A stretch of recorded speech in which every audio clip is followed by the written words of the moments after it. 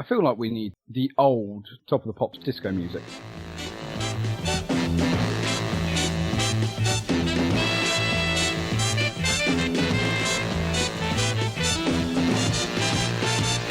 I did think of appropriate music. You lying son of a bitch.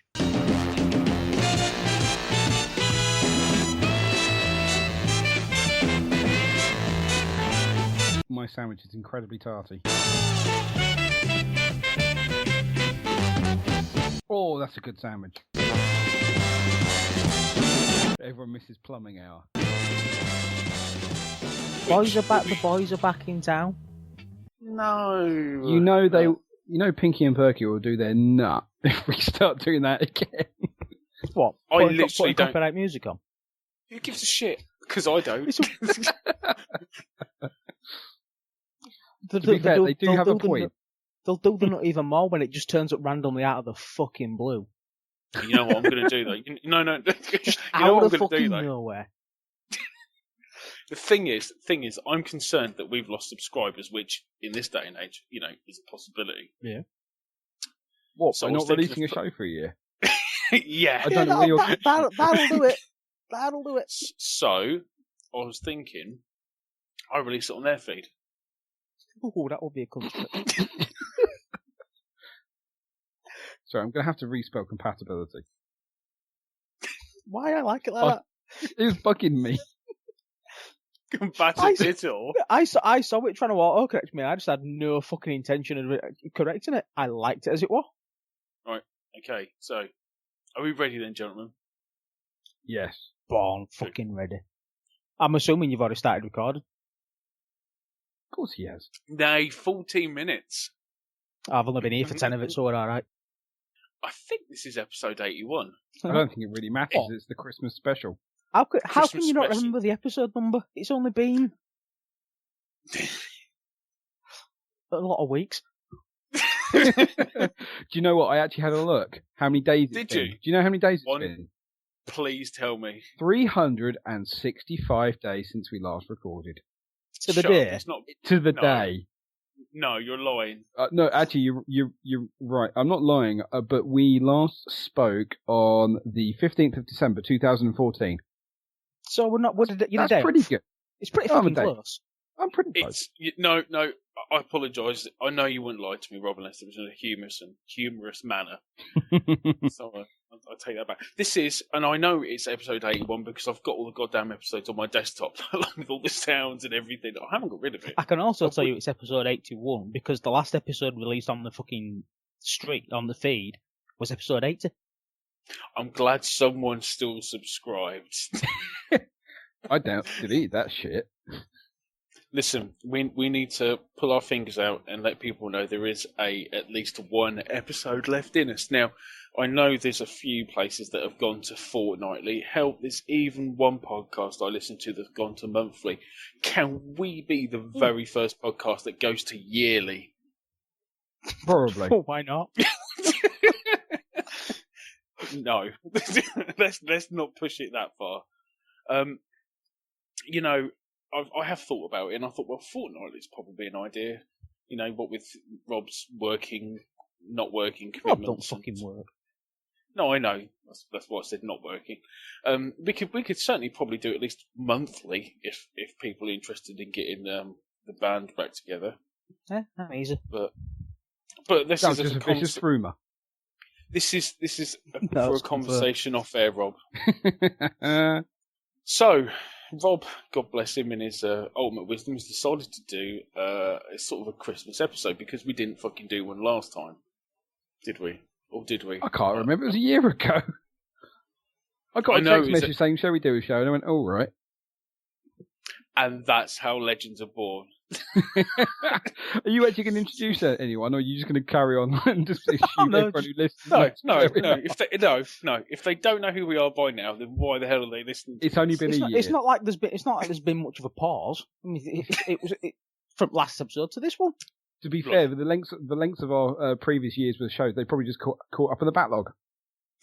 Look, if you want to know who we are, you've got 80 episodes to get through before you get to this one. And skip the first 3.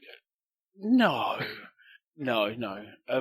I did listen to them a little while ago, and I'll be honest here, it brought a tear to my eye. It really did. Was it I that don't bad? know Was it why. that bad? No, I don't know. I don't know what's done it. It's Are you getting sentimental in your old age? yes, I I'll have. tell you who would be easier to interview now, though. What, Byron? No, Shahid. Yeah, he Why's that? would be, because 'Cause he's he's a developer now. moved on. He's a developer now. He's not developer relations. He's He just doesn't have any relations.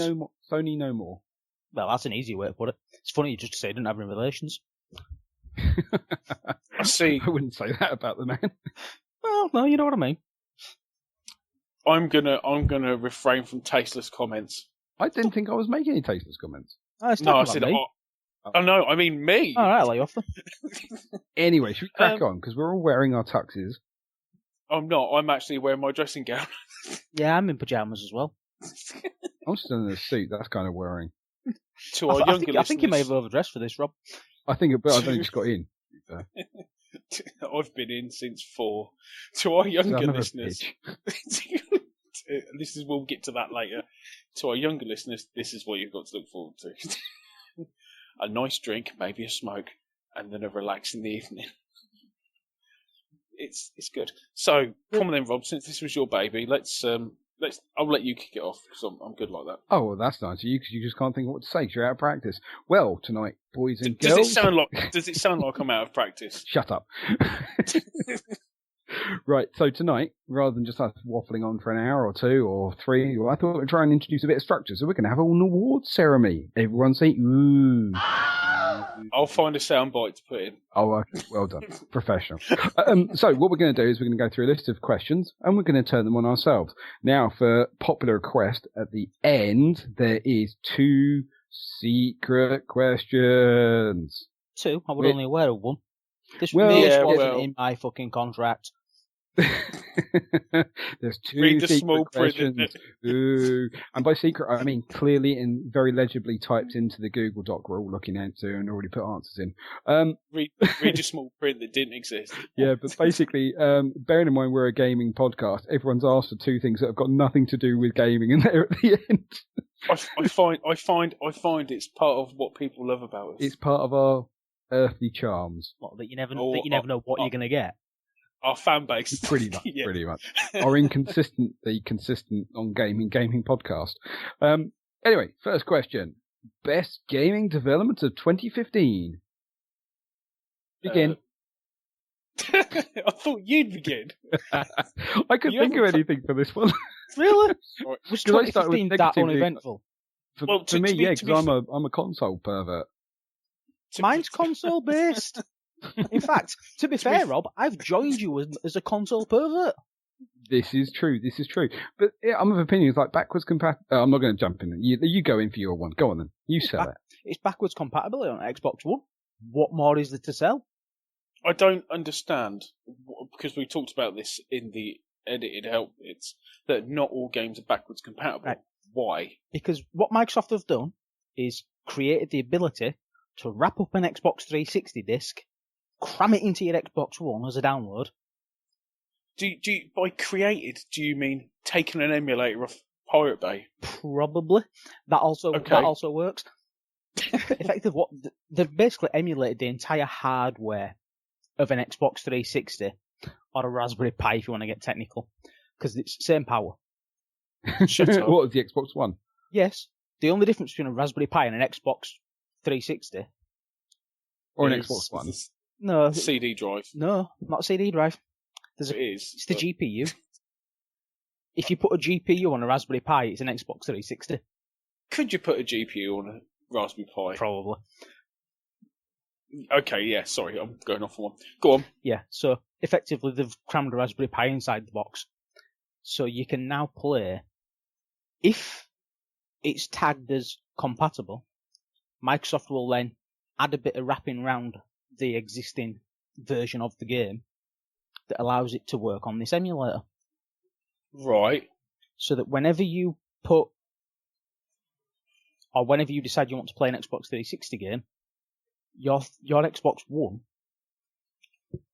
creates a virtual machine that is emulating the entire hardware.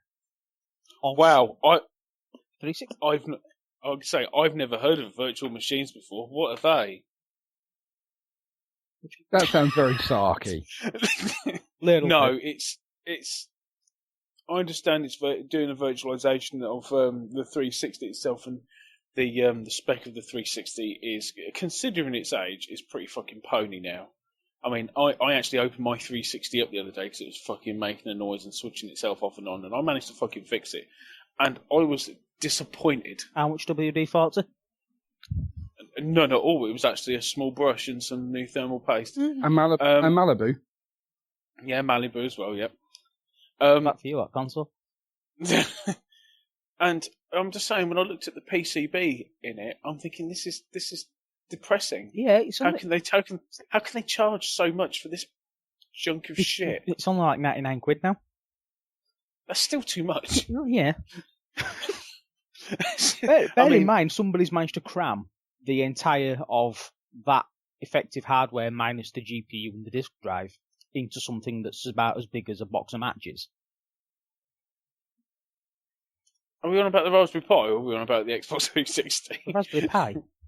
Oh yeah, no, the Raspberry Pi is a marvel of modern engineering to get the kids coding to be the internet people of tomorrow. The 360 was a fucking poor excuse at a money grab. No. How do you figure that out? It's fucking 10 years old. I know. It's 10 years before the Raspberry Pi. 10 years ago, it was a genius piece of hardware. It was still better than a PS3. I know. No, I'm just. No, I look at the GPU in my computer, and then I look at the Xbox 360. Hey, get the phone out. Get your 3310 out. You could drop a 360 and it'd still break. You could drop an original Xbox and it'd break you. Yeah, I know, but I could drop things though. The weight difference between my GPU and my 360. My GPU weighs more. Yeah. That's all. Have you, sweetheart? Thank you. For Santa. Night, darling. Well, Close the door. I've got to say, that was a better interruption than I was expecting. Because I was expecting Ruth to turn up and drop a C-bomb or a hairdryer. I'm expecting it. Oh, now all my kids have walked in. If she doesn't come in and she's had them. Off you go. If Ruth doesn't come in and shout some obscenity, I will be disappointed. It wouldn't be a proper episode, would it, really? It's got to come at the end. Yeah, I know. Oh, for God's sake. Right, you two carry on. I've got to discipline the children. Nothing changes. No, never. So now you've got backwards compatibility. The reason I kind of about backwards compatibility is because I played all these games. No, it's not because of that. It's because I played them the first time round. Yeah, I played a lot of them. Well, I played some of them the first time round. See, okay, so backwards compatibility for me, I never had a PS3, so I'm looking at some of the exclusives, and you also have backwards compatibility on the PS3 or PS4 as well. Only by the modern miracle of they will charge you a subscription to stream the games over the internet. No, there are some that they are remastering. The Nathan Drake collection. No, go away. HD remakes do not count as backwards compatibility. Okay, get technical about it. That's gusting something up and selling you it for $60. This isn't saying you can take your existing disc and just wang it in your console. Oh, no, that is fair enough. That is what you can do, isn't it? Yeah, you can. If you've got a copy of one of the compatible games, you can just put the disc in the console. It'll download the modified version from the internet. Voila, you can play it. You still require the disc to prove that you've got it. Yeah. Right. Or if you've got the digital copy, you just download the digital version and away you go. Alright, that's fair enough. But I can't think of many 360 games that I honestly want to play. Gears of War 2, Gears of War 3, Gears of War Judgment, Borderlands 2, Far Cry 3, not Far Cry 3, Fallout 3, Fallout New Vegas. What? Skyrim. Played all of them. Ghost Recon. But can you not get Skyrim on the Xbox One, no? No. Well, maybe if they make it backwards compatible. Red Dead Redemption may or may not be coming to backwards compatibility if they listen to the list that they ask people to make. PC. Is it on? Is Apart Red Dead from Redemption on PC? No, it isn't. No, I was going to correct myself with that sweeping statement. But it may be on Xbox One eventually, sort of, kind of. Yeah, I can. Yeah, well, when the development companies pull a finger out their arse and do a decent job, then we should be all right, you know. Yeah, this is Rockstar you're talking about. GTA 5 was all right. Yeah, no, they do a very good job, Mm. but they ain't known for doing what people expect. And I wouldn't have it any other way. Yeah. Right. Let's go on to another one. Best gaming development of 2015, and I know this is going to be controversy as it's already caused chaos amongst the hosts, is the Steam controller. Yeah. Exactly. I wouldn't say it was the best game in development. I would say it was possibly the most overhyped thing in 2015. Hype. Give me the front. No. That hype thing derailed itself quite rapidly. I mean, I've got it in my hand as we speak. Are we still talking controllers? Because if you're playing with your joystick, we're definitely talking the Steam controller and not my penis. Is it a steaming controller or a steaming turd? Again, not my penis. The Steam controller. Now, the only game I can find it not suitable for is first-person shooters and Twitch shooters. The variation in sensitivity you can choose is too much for me to get my fucking head round.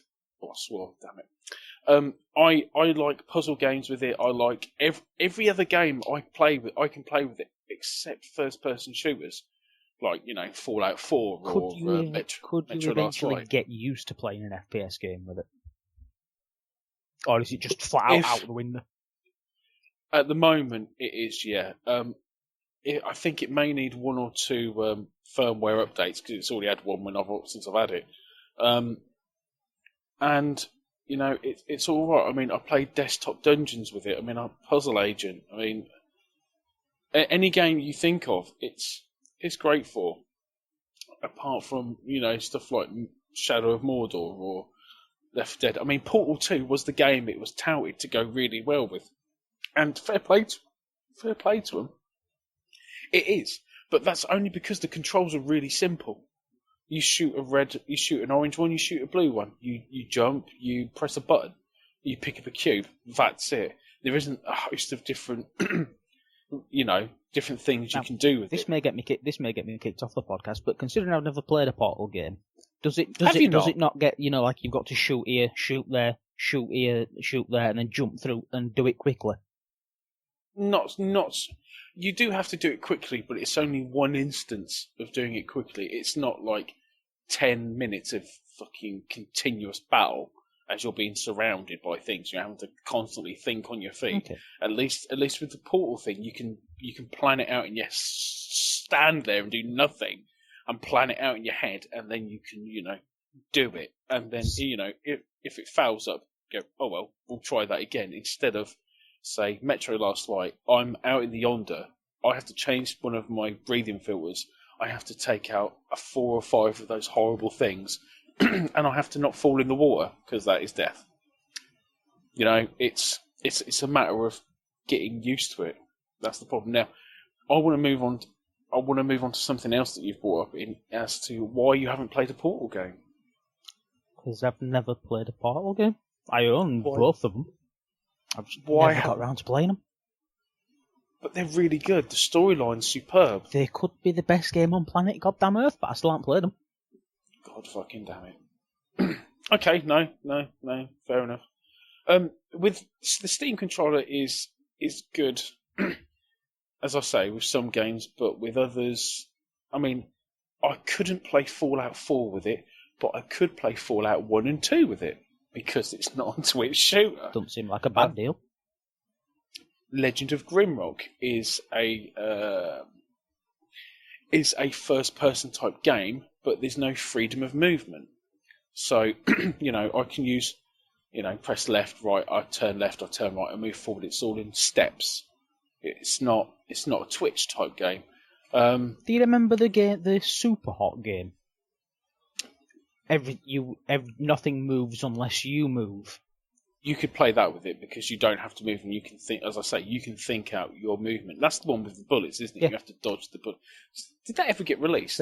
It's been worked on for consoles. It was at somebody's press conference at some point. Oh, right, okay. Fair enough. Okay. I mean, I take it you've got zero experience with the Steam controller, Rob. Diddly squat. Okay, well, there's no point in talking to you about it.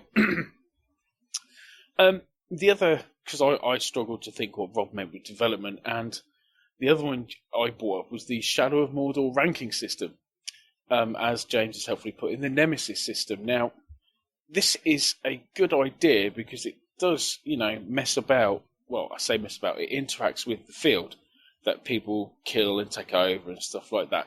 But it's it's also the most annoying thing in the fucking world. Now, Shadow of Mordor has led me to believe that world is pointless. Death means nothing, and everything is grey. Yeah.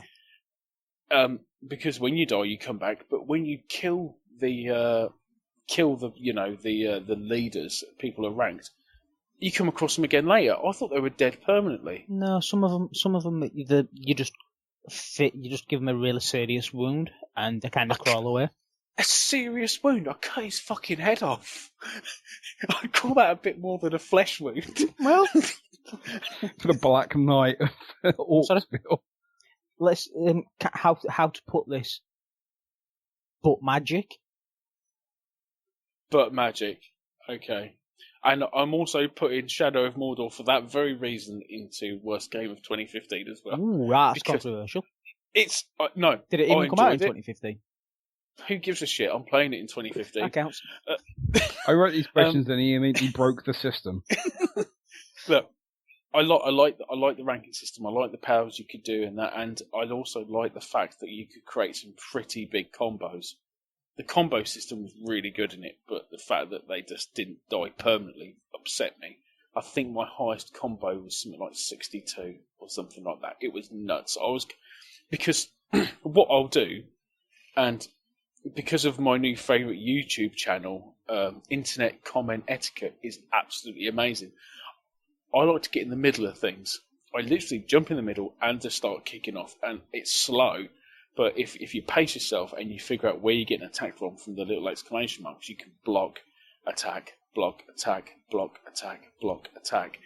It becomes quite a chain. But then it does get tedious after a while. Yeah. This was played until Fallout 4 came out. Okay? So, yeah, I haven't touched it since. So that's that. Now, Rob, your next category, shall we say, is the most pointless gaming development of 2015. I'm going to let you go first because mine wins. I could probably put Shadow of Mordor in that as well.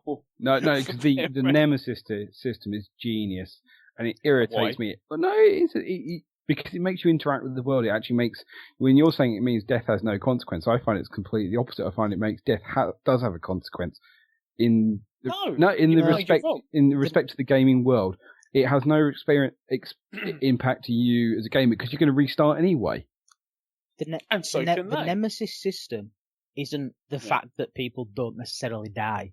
The Nemesis system is the way they rank up on the organisation structure for the enemy team. Oh yeah, no, I understand that. The fact that people don't permanently die is just shitty ass story writing. It's just a game. But I like the fact they all do have different personalities and different skills and traits. It's brilliant. Again, yes, they do. But when I cut someone's head off, it better goddamn well stay off. But yeah, I expect him to die, or at the very least, when I meet him again, to have stitches round his neck. You wouldn't expect, or at least kicking around, would you? Or at least say I'm his twin cousin or twin brother or whatever. Or to have the younger ones play football with his head. Chris, I don't. Chris, yes. On the bright side, though, at least they remembered you. Yeah. They won't ever forget me because I'll never die. But I think the Nemesis system is a genius, and it's a shame it hasn't been blatantly copied into other games. Absolutely. That's one thing that surprises me. it is good. It is good. It's just a thorn in my arsehole. That's all I'm going to say about it. Now, if you want me to start off with this pointless gaming development, then yeah, the Steam controller I put in there again because it's only suitable for some things, and it is a very steep learning curve for its price. Right, because you've gone off about Steam controller, I'm going to mention the thing that wins most point in game development of 2015 anyway. Cause I was hoping you'd start off. I think this just dicks over anything. Valve and the paid mod system. Yeah, someone dropped a bollock on that one. Yeah, but that's what I was looking for. Paid mods are a thing? Yeah. They were for 4 days. You're telling me paid games are a thing next? Fucking hell, that would have flipped an ocean, wouldn't it? Yeah, I mean, Chris, you're obviously aware of this. James, are you aware of this paid mod system that Valve launched? Yes, I'm aware that it went up in flames, and vanished again. Well, let's just consign that to the annals of history, lest it be forgotten. I'd like to put my recommendation for the biggest gaming failure of 2015. Go on. Apart from the loss of Night Shift. Well, that's just failure for humanity. Go on then. The most pointless gaming development of 2015. Yeah. Did it happen with Vita? I don't know. Nothing. I don't know. I don't keep up with these things. Is Vita still a thing? I believe so. Don't burst my bubble. Leave me alone. My beautiful Vita. I was using it the other day. I'm sure you were on your train. No, hold on. No. Were you using it to prop up your iPad or something? No. Paperweight? Nope. It's my little girl's favourite gaming vehicle. She will play with the Vita over anything else. Of course she will. It's handheld. It's in her. Exactly. I understand. You know. She's playing Tearaway on it. So let's get this right. Yeah. It's not Rob that's getting any use out of it. Rob's had to palm it off on his daughter. No, I still use it.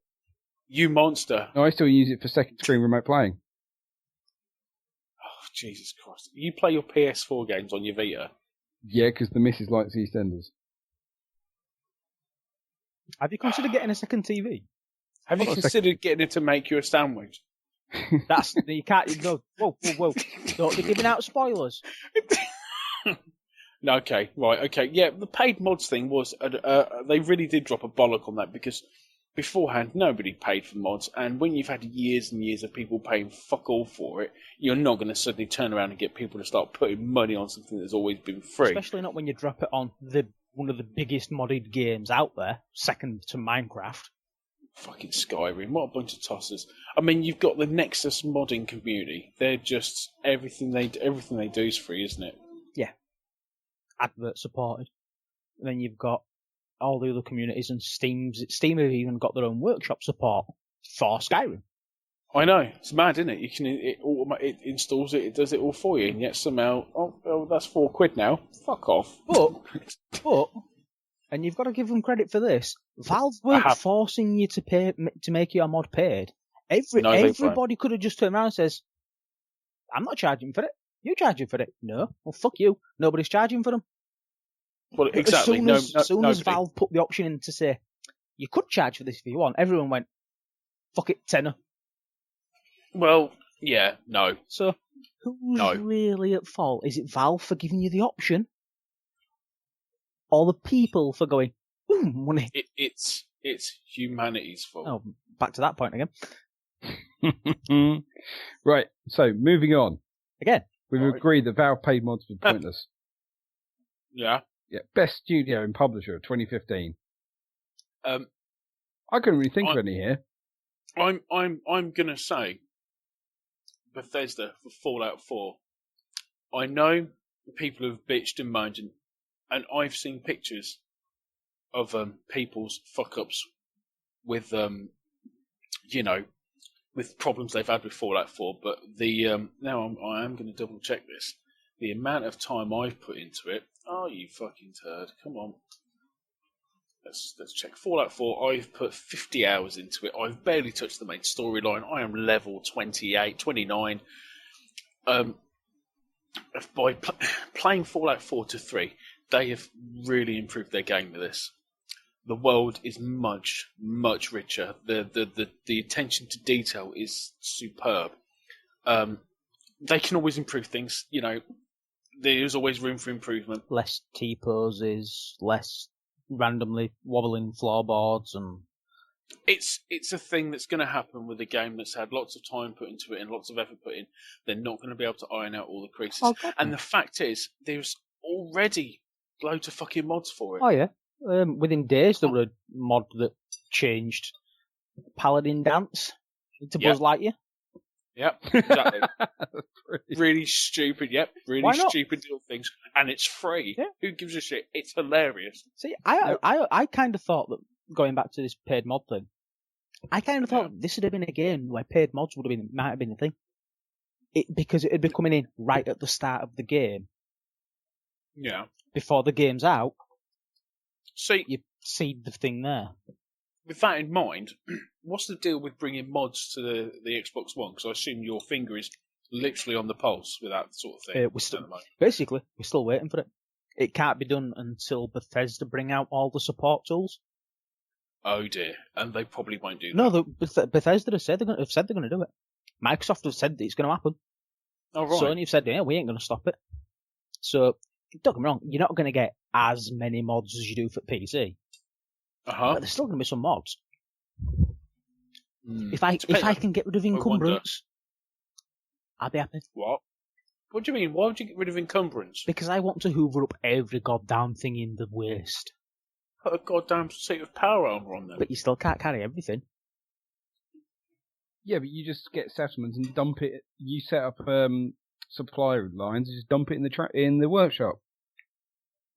Gone. Sorted. Can someone please explain to me how to do this? Because I have got a few workshops with bits and bobs in. I've been told there's a way to get all my supply junk. Lines. How do I do that? You open up your settlement building tool. Yeah. Okay, you engage it so you can do all your creations and bits and pieces. You walk up to a character. You don't click on them.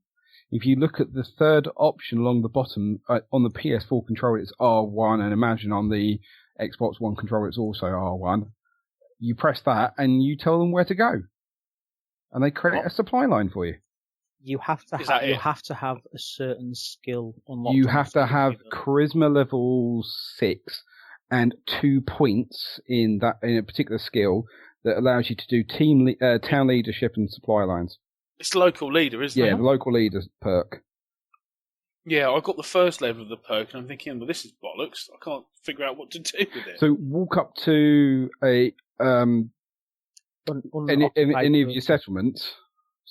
I'll get strong to do it. You can't. I don't think you can give it to named characters. I think it has to be a settler. Right. The only exception to that is the Vault-Tec rep, I believe. Okay. If you've not.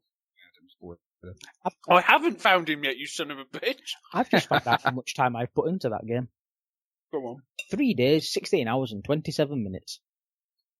What How many hours is that? 24, 60, 72, plus 16. A fucking lot. I must be about the same. Two full working weeks. Good. What level are you then? Me? No, I'm level 34. Oh shit, I definitely have probably more hours then. I'm level 29, but the thing is, I do like getting experience because doing the missions, because that does ramp your experience up somewhat. Yeah, I've only done like 65 quests. I think I'm about level 37 now. Not doing bad then. Right. So how are you finding it? Are you enjoying the game? Do you think you've played Fallout 3, haven't you? Yeah. So you must see it as being a richer, a better world. Certainly a lot They filled better. an empty space with more junk, yes. It's more dense. It's a lot wetter. Yeah. I'm particularly enjoying the southwest corner of the map. Please, no. Don't, I haven't. I have pretty much. You know where the castle is? Uh-huh. Yeah. Draw a horizontal line across there. That is as far as I've explored. Follow the story. It's fine. It'll point you in the right direction. I know where Rob's playing, and it's quite terrifying down there. I ran like a bitch. Did you? Oh, I really look forward to it then. Has anyone come across, apart from myself, come across a gun called the Spray and Pray? Yep.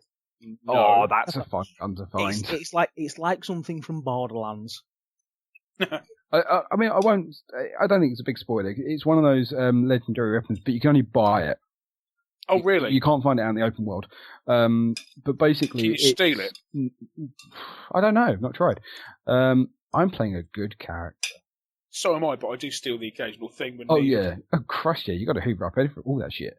And I do particularly like the search function you can put on, which gives you a little magnifying glass so you know what to pick up. But yeah, the Spray and Pray is a submachine gun where every round only does 15 damage, but each one then explodes. And then gives explosive damage as well. Have any of you done the Silver Shroud quests? Oh, I'm just doing it right now. Ah, yeah. Silver Shroud quest gives you some good armor and some good weapons. I've got the Silver Shroud outfit. Oh, right. So I'm walking around dressed like a 1950s gangster, but I'm not doing any quests for it. Have you got the gun? No. Oh, you need to get the Silver Shroud gun. It's good. It's very good. We'll get around to it. So yeah, that's the award for best studio and publisher goes to Fallout 4. Thing is, though, I know Bethesda, God bless them, they haven't always had their finger on the pulse. They haven't. Come on. No, they are a bit like Nintendo. Nintendo, all right, don't they? Yeah, they don't exactly have their finger on the pulse. They just tend to go off and do their own thing and see what happens. I had the wrong window open. Okay, now. Should I ask? No. Rob's just gone. That's all. I saw that. It pops up. Yeah, I know. I had like 3 or 4 different Skype windows open and all sorts of shit going on in the background. And yeah. Okay. Now, Rob. It was just gone AFK as you just mentioned. Oh dear. I'll start with you then, James. Why you? Why me? What? Best, most entertaining dev. Do you find yourself entertaining? Are you a narcissistic on your nature? Yes. Have you not noticed this now? Not to my knowledge, but then I'm an idiot. Oh, I'm very much a sociopath.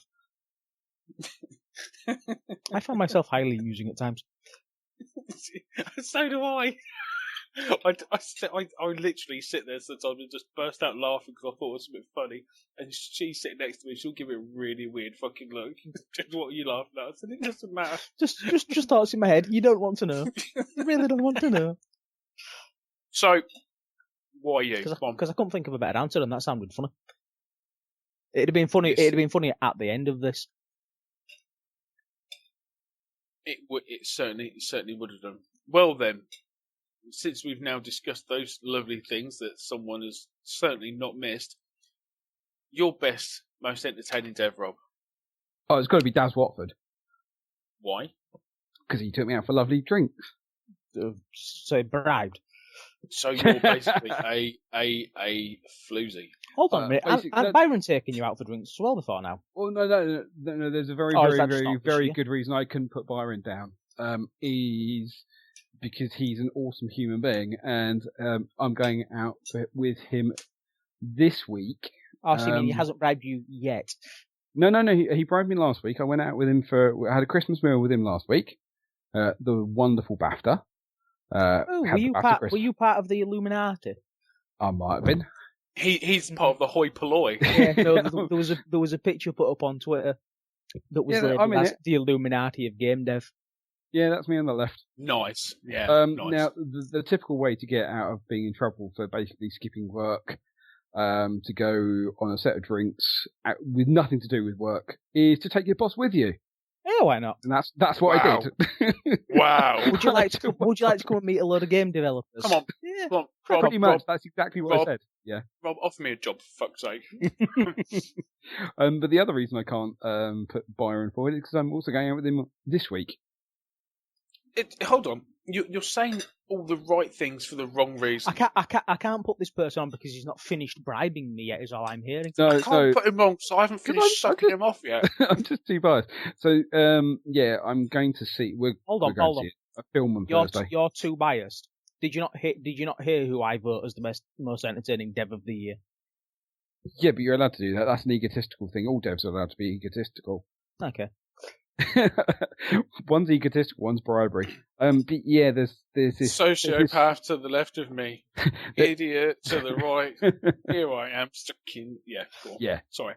So yeah, I'm going to see a small film release on Thursday with him. Small off. film release. Fuck off! Come on. Hey, we could start some controversy now. I'll Do you want to have that conversation? I'll tell you what. I bet you didn't pay for the tickets, did you? I might not have done. It might be a private screening. At BAFTA? It might be. Really? Yeah. So yeah, that's why I can't put my. He phoned me up and said, "I've got tickets. Do you want to come?" And I just responded and say, "Yes." Pretty much. Look. Come on. The first words out of your mouth should have been, "How many tickets have I got?" No, I didn't. No, this is one of the few times where I thought, I'm not going to jinx it. I'm just going to say yes. And I did. So, yeah, I'm going to see Star Wars this week with Byron at BAFTA.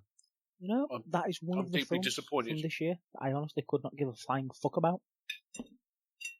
Okay. I don't give a fuck about any films. Anyway. Byron's a awesome human being, and he knows he is, so I can't put him forward because he's just... I'll tell you what. Me saying I don't give a fuck about films, I actually watched a film yesterday for the first time in God knows how long, and it was Old Boy. Oh, that's a good film. It was the remake, the American remake of what? Old Boy. Not the original?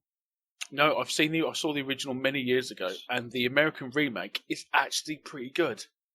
I've not seen it. They are damn near spot on with the storyline as well. Oh, really? They haven't modified it so that America did it? No. No happy ending syndrome. No. Like the Titanic, the American version is shit. What, they all survived and they didn't hit the iceberg? Yeah. No, honestly, I think they shot the iceberg. I thought the American version of Titanic was Castaway with Tom Hanks. Wasn't it Frozen? We're getting off the point again. We've not been on the point for 20 minutes. Yeah. Anyway, look. No. Let me finish. No. Let me finish. We still haven't found out why Daz Watford's such a good exactly. That's what I'm talking and we never will unless you let me finish. Yeah. Old Boy is a very good film. The original, is it Korean? I thought it was Japanese, but it could be Korean. Japanese, Korean. It's certainly Asian. An Eastern film. Yeah, Asian film. Yeah, it's good. And the American version is also very good. I was a little put off with it originally, but it was. I loved it. Now, come on, Rob. What do you think he does? You love him, don't you? Yeah, I do love him because one, he's the art director on Volume, which is all sort of good and prettiness. So that was quite cool. But more importantly is I was working. It's not to do with Shenmue 3 again, is it? No. I was traveling around working, and I put a tweet out saying I'm in the area. Anyone about? And Dad said, "Come for a drink." So I did, and we spent an afternoon in a pub garden. Had a lovely time with them. I didn't know Daz was on Grindr. I'm trying to figure out how Rob goes. So I was travelling around working and spent the afternoon in a pub not working. Well, I had to be in a certain place at a certain time very, very early the following morning. So I had to travel up the day before. No, you didn't. You stayed in the pub. Yeah, pretty much the science of it, yeah. Okay. So anyway, I'm putting Daz forward because he was the art director of Volume, so he's a developer, but he was also a very, very nice man to go for a drink with. Other people with special mentions, though, has got to be Des Gale as well, just for being an awesome human being and a thoroughly good drinking buddy. That be Kid Desmond? Yep. Twitter. I'm trying to. Yeah. I'm trying to remember people via Twitter handles here. Do you know who I chose? Yeah, Kid Desmond. Do you know I chose you a bunch of ingrate bastards? I chose Byron because he's a good egg, unlike you who fucking hates him. I don't hate him at all. I'm just too biased to put him forward. Can we edit out all this part where Rob says he doesn't hate him? Have Rob completely not mention him, yet mention the Star Wars tickets, and then see if he still gets to go. Can someone phone the competition inquiries or the Monopoly? Knowing the way that this is edited, of course he will. Because it won't be out by the time I've gone. Probably. When are you going tomorrow? Thursday. Yeah. That's not even a special screening. I'll pull my No, I didn't say it was a special. Well, it's a special screening as. Well, I suppose it's in BAFTA. It's a private screening. Yeah, it's a private screen. It's not just I bet me. you get to have beer and curry and... No, you're not allowed Spill it any all over food. yourself. No, not allowed any food in the room. I'm not fucking interested then. I must admit, I nearly said, Not "What? even No popcorn? no food." The fuck? Not even a beer? No, that's not. No beer. You're allowed water. No, the etiquette is you have to stay to the end of the credits. Well, obviously, because there's going to be some at the end of them. No, you have to watch. You have to read the credits. It's going to be... And I suppose at BAFTA you would do. It's going to be Luke putting a bullet between Chewie's head. Nah, I reckon Chewie's going to talk. No, he can't. Do you think one of them's going to die? I reckon Han Solo's going to cop it. He Carbonated again. Carbonated with a bullet in his head, yeah, probably. So best nerdy story of 2015 is going to be Han Solo getting carbonated again. Or is there out that can top that? So anyway, moving on to that, we're going to go on to best nerd story of 2015. I did put gaming story. I thought, why just limit to gaming? Exactly. So, I suppose I should go first then, realistically. Why have you written this down about 5 times? I have found a fantastic website called motherboard.com. It's part of the Vice network. Now, Motherboard, if anyone follows me on Facebook, I retweet a lot of this stuff because it's really interesting. They retweeted a story of Roller Coaster Tycoon 1 where someone had created the world's longest ride. For a whole rotate, for it to do a whole lap in real world time, you sitting there and if you watched it all, it would take 70 hours. Mm-hmm. This roller coaster was 70 hours long. In the game, it was something close to 3 years. Does it stop for a pee break? No, it doesn't stop. Mr. Toad's Wild Ride carries on. It's not even remotely Larry, it's just straight up and down across the whole map, backwards and forwards. By the end of the ride, surely that roller coaster carriage must be full to the brim.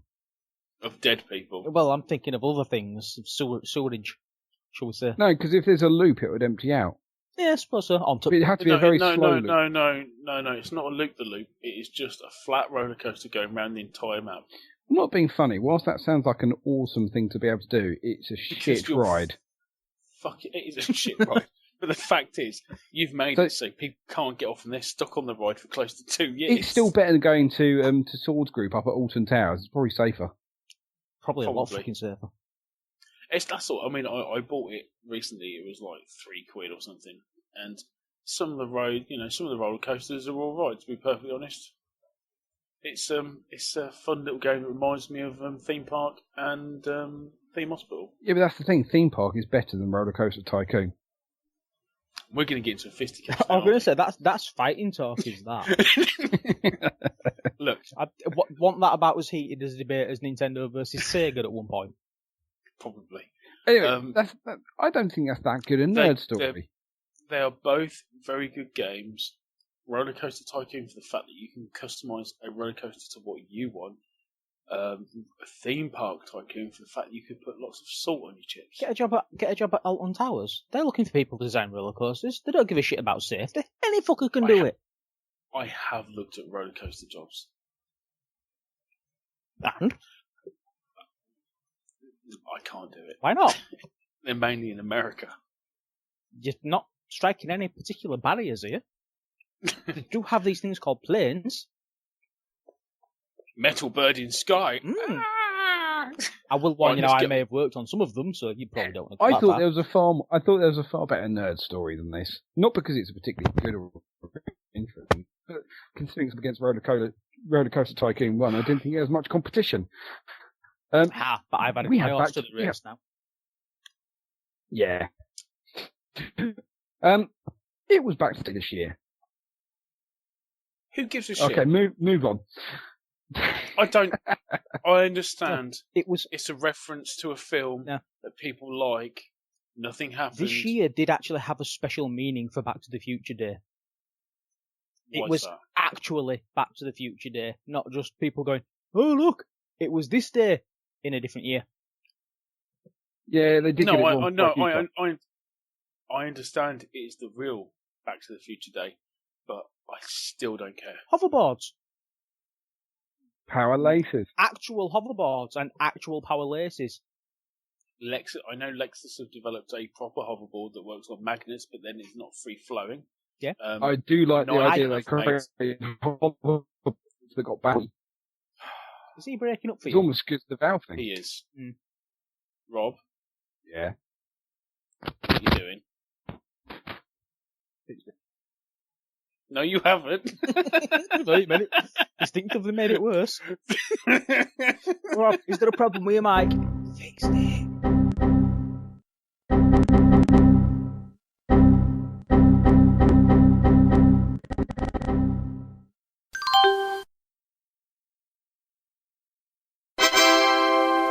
I turned everything off and on again.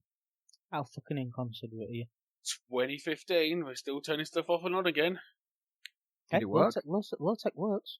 So, okay, right, back to the future thing, because I don't think we covered it well enough. I still don't give a shit. I don't care that it was a reference to an obscure film that people loved. It means absolutely fuck all. Obscure? It's a reference to a film that could have happened in the future, much like the Jetsons are supposed to be now. Or Star something. Wars or Blade Runner. Thank you. In fact, Star Wars is a history film. It was a long time ago in a galaxy far, far away. Far away. It's not our history. It's just So somebody's history. Prehistory. Yeah. Okay. Enough of that bollocks then. Do you really want to talk about the Raspberry Pi? No, the Raspberry Pi Zero. It's a different story. Oh, fuck. Did you get one? No, I couldn't find one for love nor money, but I may buy one eventually. I know where you can get them from. Australia are selling them for $25 each. Oh, great! A £4 computer for $25. The Australian economy. I think Raspberry Pi is actually a pretty damn good bit of fucking kit. I've got my Raspberry Pi 2 still. Have you got a 2? Yes. Yeah. I was impressed when I heard about Raspberry Pi Zero, considering how small the goddamn thing is. Oh no, not a 2, a fucking B+. Sorry. Alright, I'm going to say The 2 is pretty impressive though, from what I've seen of it. Yeah, much more powerful. Indeed. Now, why Surface Book? Are you still in Microsoft's whatever it's called? I'm not in Microsoft camp, am I? Really? Come on. Oh no, Orange is Rob. Yeah, I just typed it in afterwards. And he can't be bothered to stick with the colouring scheme. Yeah. Fuck, this is why we're getting confused. Look, someone's put Simpsons Tapped Out later on and Family Guy later on in my fucking colours. Rob. No, I'm orange. Uh-huh. In orange. Come on then, Rob. Come on then. So yeah. Games but still... The Surface Book, what? did you pay any attention to when they launched this? The Surface 3 is supposed to be very good. Right, the Surface Pro 3 is a very, very good tablet. But when Microsoft come out and say, right, we're now going to make our own hardware and make our own laptop, it's quite good. It's quite a good little thing to come out and say, no, we're going to make something that's kind of like a MacBook. So it's one of these things where you're watching it going, they've made a MacBook. To be fair though, they should have done that a long time ago. But to then have them just say, right, just watch that trailer one more time, but this time watch closely. I don't know if everyone else did this, but I sat there watching it going, what did I miss? What did I miss? Really looking and really thinking about what I might have missed in that trailer. When they're showing they're showing the exact same trailer again. Up until the point where they literally just went, oh yeah, and you can detach the screen and it's now a tablet. And it's it's kind of one of those things where you sit there going, son of a bitch. Because that's honestly. So it must be quite heavy on the old top then. Oh, it's top heavy, which is why they've done this really nice, intricate, fulcrumed hinge, where the base of the laptop actually gets longer as you lift the lid up. Okay. To counterbalance the weight in the back of it. I see. How much one? $2,500. Give or take. Oh, nay, pocket change. I was looking at my Facebook feed. Prices. Well, yeah, I was looking at my Facebook feed the other day, and I came across someone who made a triple screen monitor for laptops. What? It's just something it's sort of fixed to the back of it, and then two screens pop out the side and tilt in. Yeah, okay. Kiss bye-bye to your batteries. Well, anything really. I'm thinking, who the fuck wants triple monitors on a laptop? No, it can't be that portable. Oh yeah, it shows you using it on the beach. Oh, yeah. Because I often crack out my laptop on the beach. Where else am I going to get my League of Legends fix? Time. It's not even a triple monitor game, is it? No. No. That's probably the sort. Oh, and using it on the moon as well. Oh, Great. of course. Thanks. Why not? Thanks for that. So, yeah. Now, Rob, are you still here? No. Yeah. No. Can you hear me okay? I can hear you fine. Now you came through perfectly. Ah. I even heard you say that. Yeah. Well, that's always good. I heard... Yeah, we can read that as well, Rob. Awesome. Do you want to try and talk about something to do with the games that you're apparently... Why are you still playing FTL? Exactly. Why? iPad game. Is this because you're taking your iPad onto the train now instead of your Vita? Yes. Okay. Do you play Simpsons Tapped Out on a big iPad on the train? Fuck no. God for that. Phone games. Don't worry, I have put Simpsons Tapped Out and Family Guy in worse games of 20. Why? Because Porny. Binding of Isaac is still my game, pre-2015. I still play that very regularly. Oh, do you? It's got some longevity in it for you then, has it? God, yeah. I'm probably nowhere near even scratching the surface of it. What, you playing it for 3 minutes a day or something? I probably have a go every week or so. I just have a quick last couple of goes. It's a nice change of pace. No, it's a good game for what it is. I'll give it that. It's Until the all Salt right, and Rose Cactus comes out. do you reckon is it coming on the Vita? It's coming on the PS4 very soon. Is it? People okay, fair. People are previewing it already. And you aren't?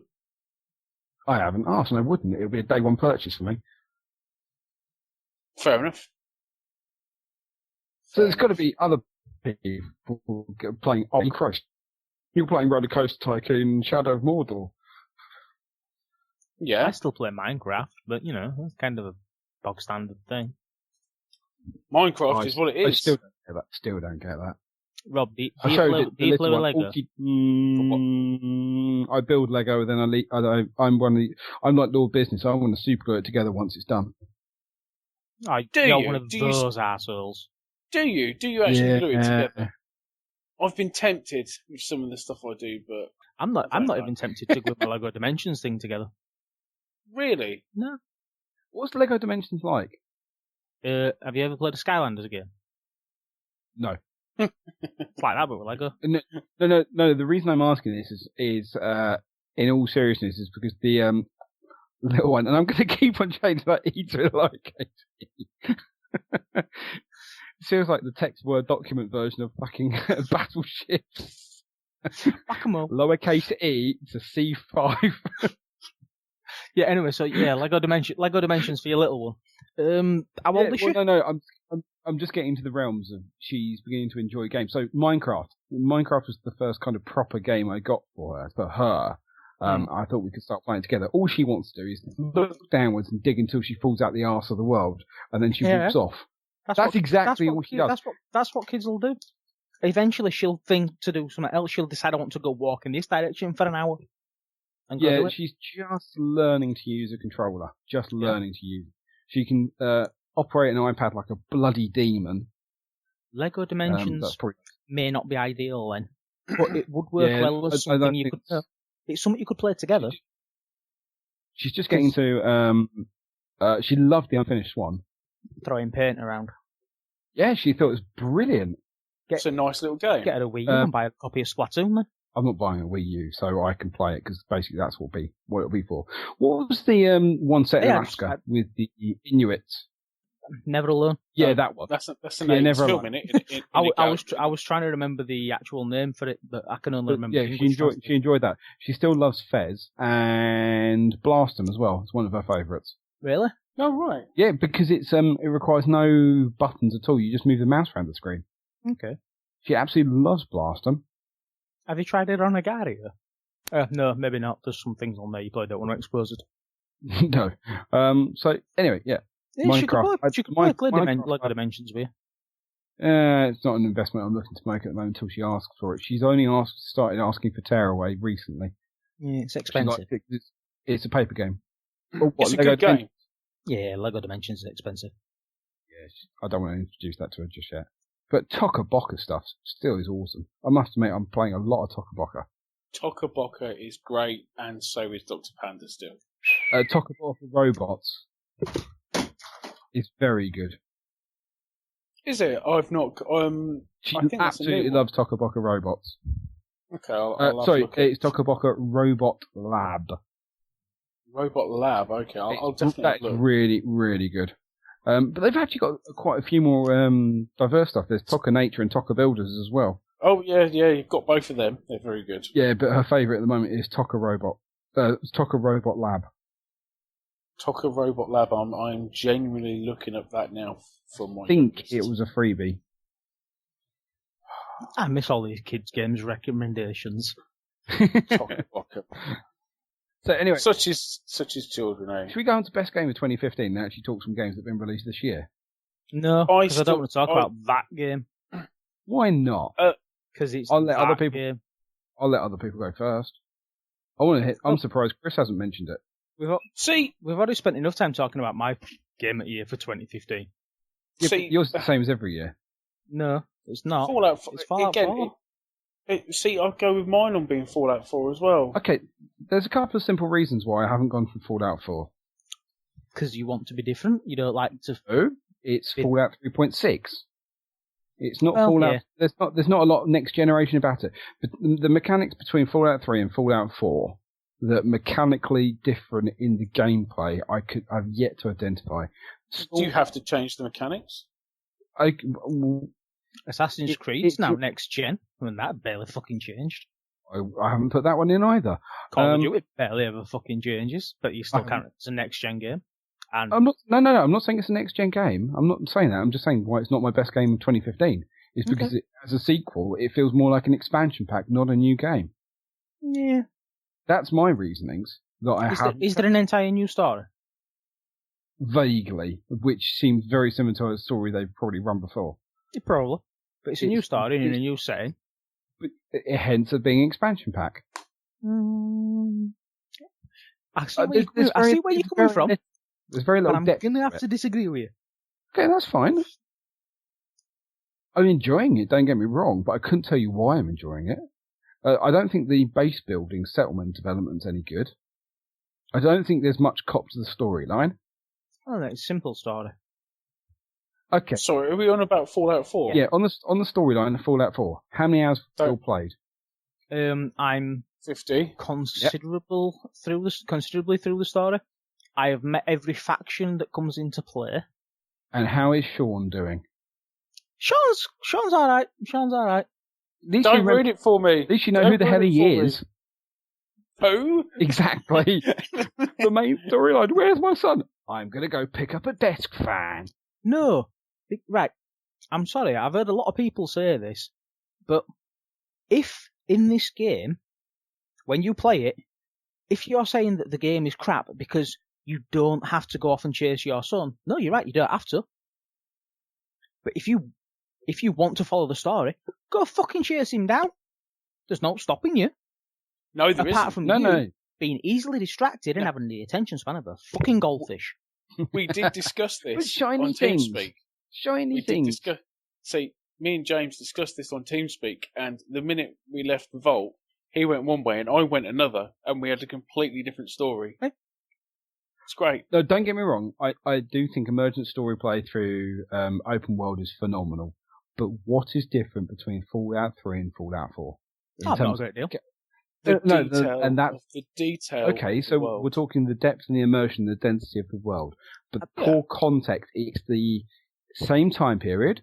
It's got exactly the same mechanics with the exception of the settlement issue that Fallout 3 and New Vegas had. Okay, it's got some crafting bits, but mechanically, it's got the same character sets in there. It's got most of the same assets in there. What were you expecting? I don't think it's the same assets. I think they've had to redo them. But you know what I mean? The guns, you can modify the guns. You can mod the guns. Yeah, well, I said there's the crafting element. Oh, fair enough. Yeah, which is good fun. Don't get me wrong. I mean, I'm enjoying it, but they're all tweaks. Does the sequel have to constantly pushing the envelope? Yeah, does it have to push the envelope, or can it just be? I think I would have. Here's another good game. I would have appreciated. It'd be interesting to see one set in somewhere other than North America. Can't do that. Why not? Oh no, they could. Americana. No, they could set one somewhere else. It is 1950s Americana. It's 2077. No, why not? No, why not? No, but it is based on 1950s Americana. Why not have 1950s England? Wouldn't it be cool to have Cold War Soviet era stuff? That would be quite interesting to see. Yeah, I'm just saying, Eastern European Cold War. That, my friend, is Metro's Last Light. Okay, that's fair enough. There's a lot of ways they could have gone, and there's a lot of things they could have done. There are a lot of things they can't change. They can't change the Pip-Boy. They can't change its 1950s America. They can move it around to different parts of America. The closest they ever got to leaving America was the fucking oil rig in Fallout 2, and that is not a spoiler. But you can't compare. Okay, would you say Fallout 3 and Fallout 4 and Fallout New Vegas are completely different canon to Fallout 1 and 2? Because they're certainly very different games. They're not. The canons are the same. It's all the same canon. It's all the same world. It's all the same universe. Okay, it's all Vault-Tec still. But they're not the same games, are they? Oh, they're entirely different types of games. The tones change a lot as well. Yeah, no, you've got to give him that. It has changed a lot. It's very short attention span theatre now. Yeah, the tone. They're very different games. You've still got all the terminals you can route through. There is a big story there if you want to find it, because I found a lot of it in 3 and some of it in Vegas, because it's all revolves around Vault-Tec being the world's most evil corporation. They are. Are they evil though? Oh, of course they fucking are. Are they though? Yeah. Don't give me that. Are they? Are they not? Yes, they are. But are they doing it for the right reasons? Oh, Jesus. No. Look, have you come across the vault that's in a train? No. Have you come across the vault that's in a school? Not as far as I'm aware. What, in 4? Can you remember the number? 4? No, I can't. You'll have to ask me later offline. But it's one I found that they built one under a school. And going through it, this isn't a spoiler because it's not part of the main storyline. I just found it wandering around. It's just a little bit of the game that tells you how evil how evil Vault-Tec are. Because I'm wandering there thinking, oh, this is great, this is good. I'll start looking at the terminals, and they go, oh yeah, this is it. There, you can take the kids in, but the children have to be under 16. And then when they come in, you split them up. You put the kids in one area and the adults in another area for processing. And then you have to. They basically did what the Nazis did with, speeding up the evolutionary process. They basically got them to do what they needed to do, and when they reached their 18th birthday, they graduated, and those that were good enough, they got their genes harvested. Now, and killed? There was another. Or they got a bullet in the back of the head and killed. And there's another vault where they filled it full of drug addicts. Not come across that one. They take away all the drugs. Wonderful. And they monitor them. And everyone became a model citizen. All problems went away, all social issues went away. They gave them virtually no stimulus at all. And everyone was cured. So, are Vault-Tec evil? Or are yes. Vault-Tec a political statement showing the wrongs of the world and how they could be righted? Okay, oh, fuck off. I'll come on to why they're evil. So Sorry, they cured all the addictions. So they then opened a secret room full of drugs to see what would happen, and they killed each other. What, for the drugs? Yes. Yeah. So, yeah, they're evil. Oh, yeah. Jesus Christ. I'm just being fucking contrary here. I don't know if it shows. There was, I went in Fallout 3, I ended up going to the Robco factory, if any of you made it there. Yeah. and I've read all the terminals in there. There is a huge story in there. The terminals give you so much backstory; they're unbelievable. That's one thing you've got to give about for Fallout 4 and that sort of world. In fact, any Fallout games.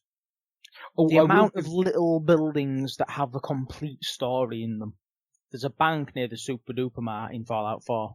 I think I have, yeah. And you can open the safe. I've not been in there yet. Right. The back of the safe's out, isn't it?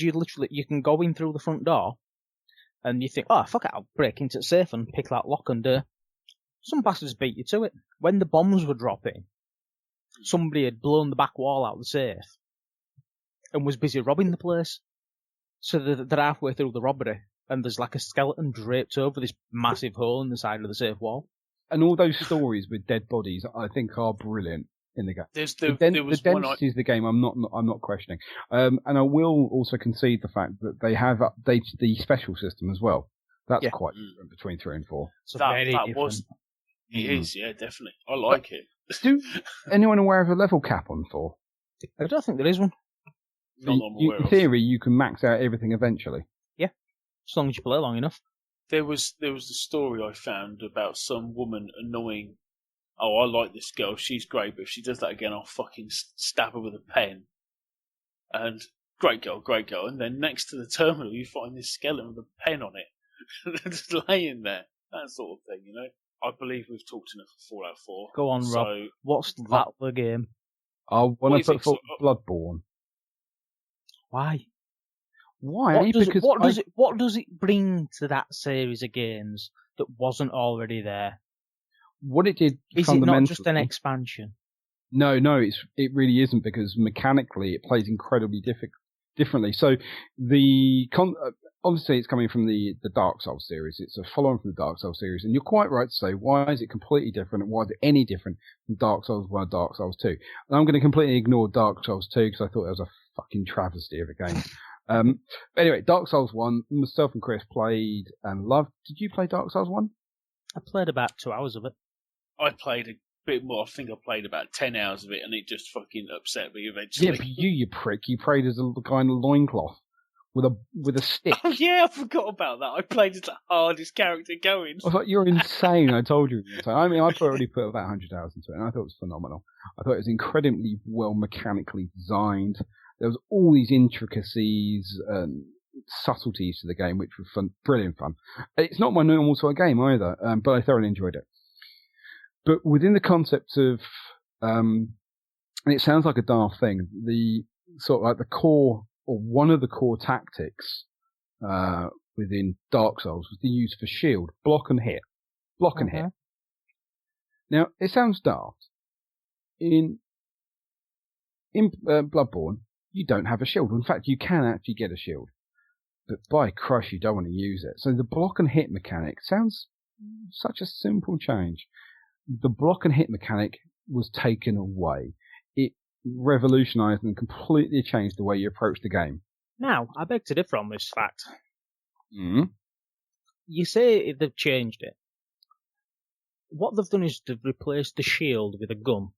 So that instead of hitting the button to block when you would block with the shield, you hit the button to parry with the gun. Or fire the gun to block the shot that they would have been taking. It's a stagger mechanic. So it's the same principle. Except I never used the parry mechanic, and a lot of people didn't. You just used the solid block mechanic. It forced you to play in a very different style. Plus, the way the weapons worked was dramatically different. The 2-in-1 weapon approach, where you had 2 modes of weaponry, that's something new. The weapon number was far reduced.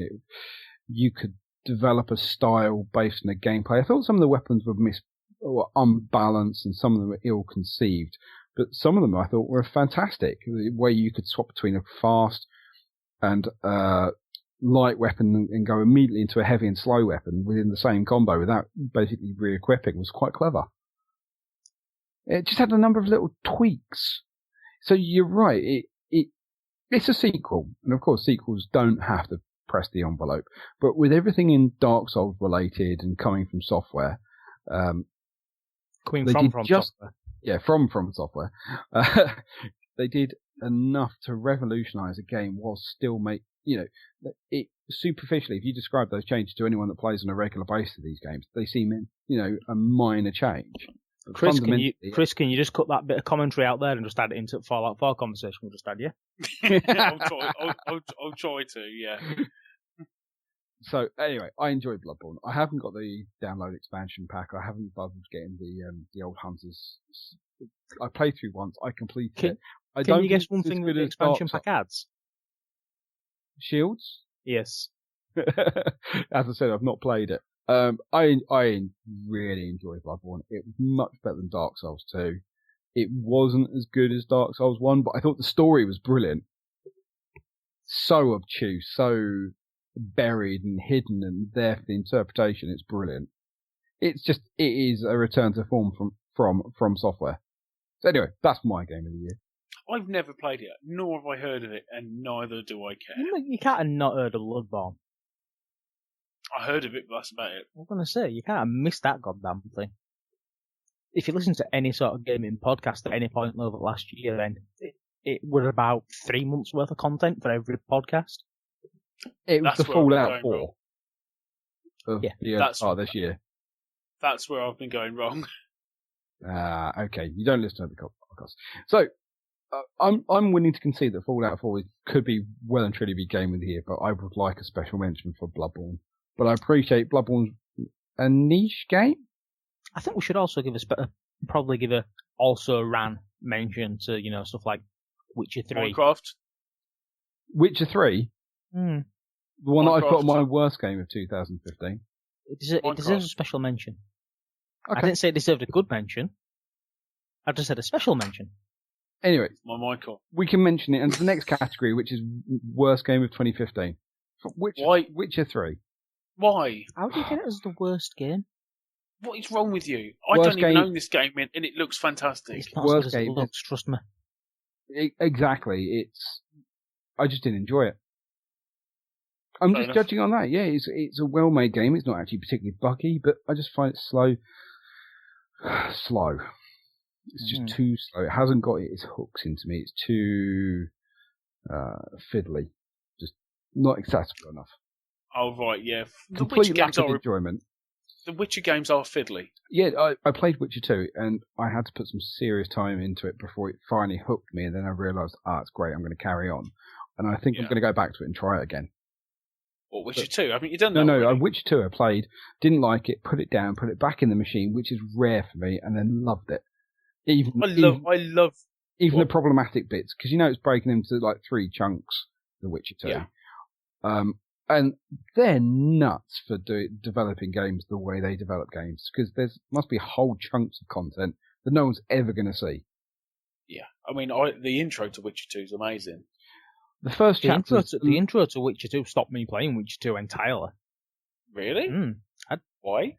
I got washed up on the shore, walked up the street a bit, got to a gate, had an argument with someone outside the gate. Oh, no, got stuck on a fucking platform in the middle, somewhere, and they just went, you know what? Fuck this game. It's how it teaches you to play, but I didn't mean that. I meant the video, the intro video. Alright. Not the opening sequence. No, the intro video was fucking sick. But, yeah. Fair enough. That was the assassination on the boat, wasn't it? Yes, it was. It was brilliant. Yep. Anything else you want to say about Witcher 3? No, not particularly. Just fair enough. Did you not enjoy playing Gwen? She's got big titties, isn't she? I hope not. She's a card game. I just also put some pictures up of Witcher 3. Those bits of those games. Right, Chris, what you're thinking of is probably Yennefer. I don't fucking know. Gwen is a card game. Again, I don't know. What he's probably thinking of is any female character. Sorry, Rob? It's probably any female character you're considering. It's just something I saw on Reddit, that's all. There's a lot of things you can see on Reddit that you don't particularly want to mention. No. Right. Moving swiftly on, Gang Beasts. Now, I thought this was something that we described as interesting previously in a former life and a former podcast. It is interesting. It's got potential, but they still haven't fucking fixed it. And I say that because I know it's supposed to be a local co-op game, which I understand, but I've got 3 controllers. Only one of them still fucking works. This upsets me because I'd love to play with my 2 sons and just beat the shit out of them. Is it in early access or an alpha or something like that still? I don't fucking know, nor do I fucking care. It was bought out on the basis of a local co-op. You think they'd fix the fucking controls? Yeah, you'd think they'd get local co-op going if it's a local co-op game. But the thing is, I've talked to other people who play it, and I mean, like Dale, he can play it no problem. So I don't know what the fuck's wrong with me. I'm going to say it could just be you. Okay, it's more than likely, to be perfectly honest. That's it. Anyway, why are you still playing these stupid games, Rob? Oh, I have a problem. You do have a problem. You better fucking delete them now. You can't delete him, he's got too many hours in. I'm so tempted. I am so tempted to delete. That's Simpsons Tapped Out and fucking Family Guy. The problem you've got now, Rob, is I've committed. I'm committed. Threefold. You've put so many hours into it. Deleting it now would seem like you've wasted all those hours. Exactly. I've committed to it. When in reality, you've wasted all them hours. Get out where they're going. Good. At least chop it down to 1. In fact, I'm gonna update my little town now. Fuck's no, you've lost me. The deletion. You've probably already put money onto it as well, haven't you? I have put £2.50 in. He's Case invested. Closed. Case closed, my lad. Yeah, I admit it, I'm a sad case. The only thing that's going to save you now is it cloud save. I have no idea. I'm too busy playing it. The thing that's going to save you now is someone putting a hammer through your fucking iPad. You know what you need to do, don't you, Rob? You need to find another microtransaction game you can play with base building. Can I recommend Cookie Clicker? I'd recommend Metal Gear Solid. Ooh. I've seen some videos of Metal Gear Solid 5 that are great. People just fucking about. It's amazing. But anyway, we're going to leave it there because I don't really want to fucking talk about those tossing games anymore. No, I'm like I said, I've got a problem. For the love of God, Rob, please tell me something good about Metal Gear Solid 5 apart from the ridiculous price tag. And why was it your most unexpected game of 2015? Because I can't stand stealthy bullshit games. And I have played... I didn't like it. Oh, fuck for that, I'm not alone. No, I didn't like it. But I will caveat that with I never expected to like it.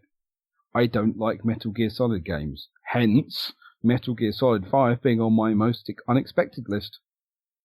Because I really liked it after the first hour. Would you like to know a way to enjoy Volume slightly more? Go on then. Forget the fucking stealth. Just run. What, just try and run it. Just try and peg it.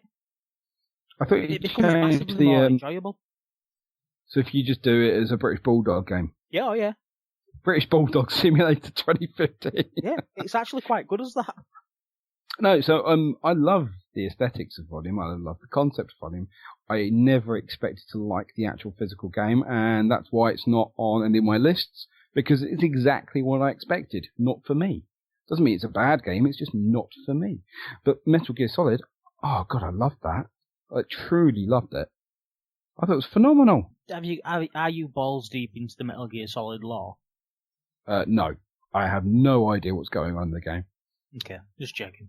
I'm just running around shooting shit in the face and attaching parachutes or teleporting devices to them. Teleporting devices? Yeah, I've got a teleport. I thought you could Fulton stuff. I didn't think you could. I've got a teleporter. Really? Yeah, I've got to that point now. I forgot this game goes off into the realms of batshit crazy. Oh, it is batshit crazy. It is complete batshit crazy. But it's brilliant. I thoroughly loved it. It's got its failings, but it's a really fun, enjoyable game. So, hence, my most unexpected of 2015, because I thought I would hate it. Mm. And why is the next game on there, bearing in mind it's appeared above? What, Fallout 4? Yeah. Because I never expected that game to come out this year. I'd never expected that game to be announced this year. Let alone fucking announced and released in the same year. And this is how we do marketing, people. Tell us the game's going to come out, then release it. And, in the meantime, have this minigame today. Which was kind of interesting to start with until you realise the sole purpose of every person is to breed. Yes. That's humanity's sole purpose, Is isn't this it? not the evil of Vault-Tec being displayed? No, I think the true evil and the true evil of Bethesda in this particular instance is their entire marketing campaigns based on the iconographic image of the most evil human in the world, Pip-Boy. Pip-Boy. Yeah, he's evil. He's awesome. He's evil. Todd Howard isn't that bad. Nice. Anyway, You've got to next admit, one. Todd Howard's fucking awesome when it comes to doing stuff like that. Press conferences. We talked about Oh, fuck off. That's not the most unexpected game of 2015. Do one. It is for me. I don't give a What? shit. You unexpectedly discovered that you liked it again after 20 odd fucking years. I never played it 20 odd years ago. Oh, you prick. What? Like I told you, I played Theme Park. I never played Roller Coaster Tycoon. It's I liked it. So fuck you. Why didn't you play number 2 then? I will do when I get round to it. Can I bring on the next one then? What, Theme Park World? I'm No, not too sure. most shit but you like it game. We're not talking about Roller Coaster Tycoon again. Oh no, we're not. That's banned from now on. Roller Coaster Tycoon is banned. It's the new Minecraft. I can, from this point in, can we ban Fallout 4 as well? Because I think this is being pretty much Fallout 4 sure. It's not coming up again in the list, but I'm sure we can get it. No, yeah, it's not. It that's really not isn't. going to stop us wangling it in there. No, the topic of most shit but you like it means if you know a game is completely broken, it isn't actually that good, and you couldn't, in all honesty, recommend it to anyone, they should spend their money. For me, that was Mad Max.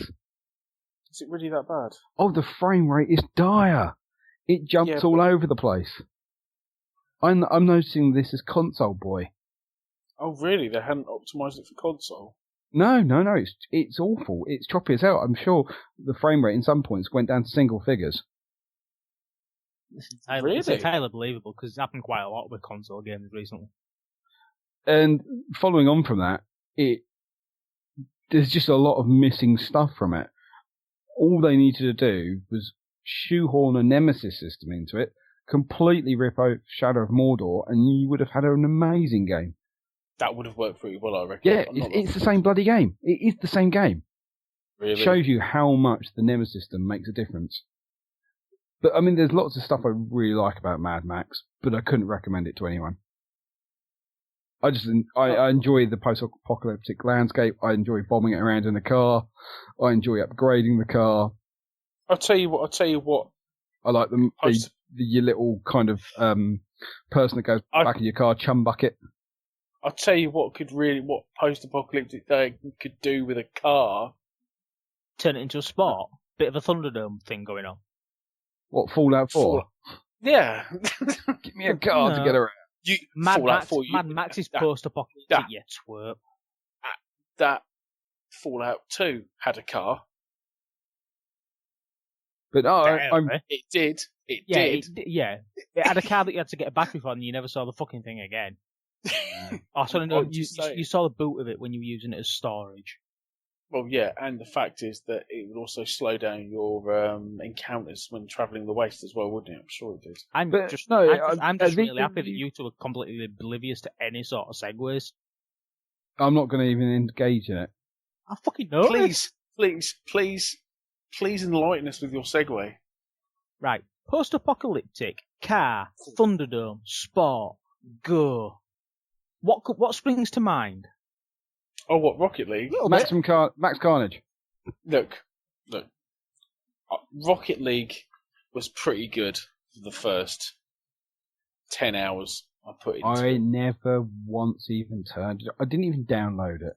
It's worth playing it for a bit. It is worth playing it for a bit. As someone who doesn't like football, it's worth playing for a bit. I don't like football. Yeah. No, I don't I don't like games like Twisted Metal. I don't like online games, multiplayer games. It is Sell it football with cars. It's football with cars. Okay, you've lost me. Do you like Top Gear? Yeah, right to the point where they do stupid things with cars and footballs. All right. You probably lost this one then. It's Maybe Rocket League's not for you. it's got to the point where, I liked it. It was good. The only reason I liked playing it is because there was 3 other people and I played with my mates. That's the only reason I continued to play it.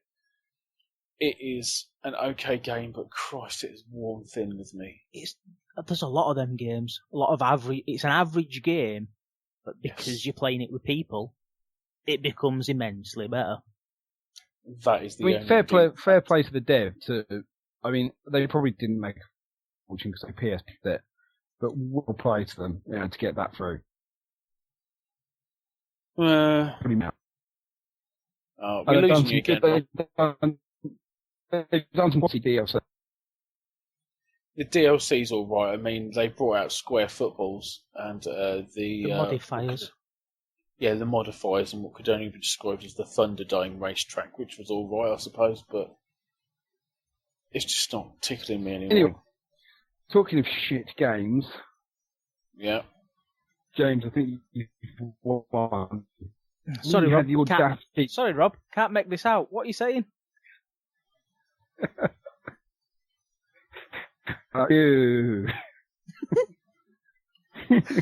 You had a go at me for liking Simpsons. Yeah, and? What have you put down? I like Frozen Freefall. Get out. Please don't. You've got a good signal. Yeah, Frozen Freefall's a pretty good match 3 puzzler. Oh, fuck off, really? Have you played Puzzle Bubble Bobble? Yes. Puzzle Bobble. That type of thing. I like Bubble firing Bobble. your little ball up into match 3. See, I'm still playing 2 Dots. It's that. But it's all themed around Frozen and Frozen characters. I'm still going to play 2 Dots. Right, let's move on from Frozen. Please. I like that game. What? Most anticipated game of 2016. I don't have one. I don't care. Really? No, I don't. I'm sorry. There isn't some. I mean, Doom. The Doom game. The new Doom game looks pretty fucking sick. Yeah, I will agree with you on that. That does look quite awesome.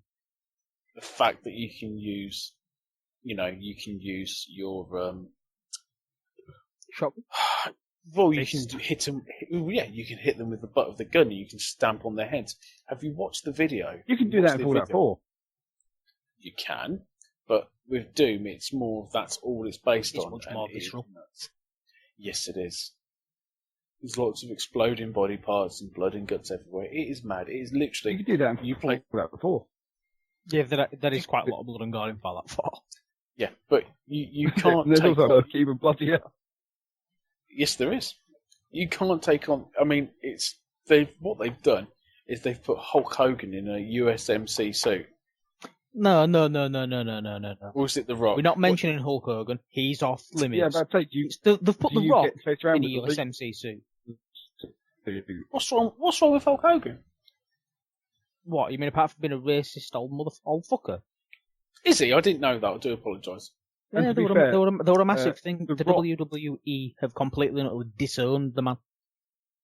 Oh, right. Was this a recent thing? Yeah. Oh, right. I and do The Rock apologise. is actually in the Doom film. He's canon. So, yeah. Okay, come on then, Rob.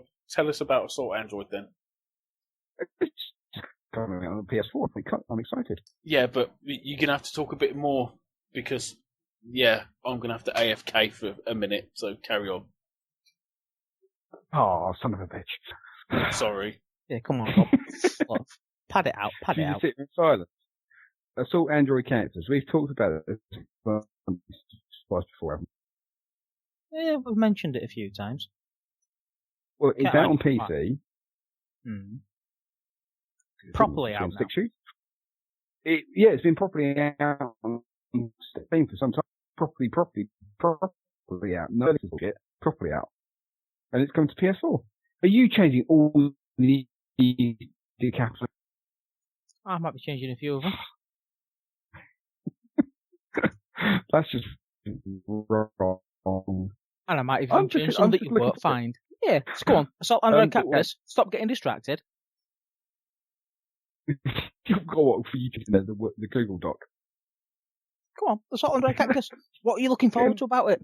Go try and catalyze the E and sort Android characters. You can't interject E's where they don't belong. That's the misspell happening. Stop it. Anyway, I'm just looking forward to coming out. You're not going to get it, are you? It's all, no, because not if it's on PS4. So PS4. Because it's a PS4. Well, in that case, I'm not going to get it because I don't play with a PS4 controller. I won't argue with you on that point. It's still shit. The Xbox controller is infinitely better. So, honourable mention, Chroma. I don't think it's ever going to come out. Really? Because that sounded quite interesting. A few times I've heard it discussed.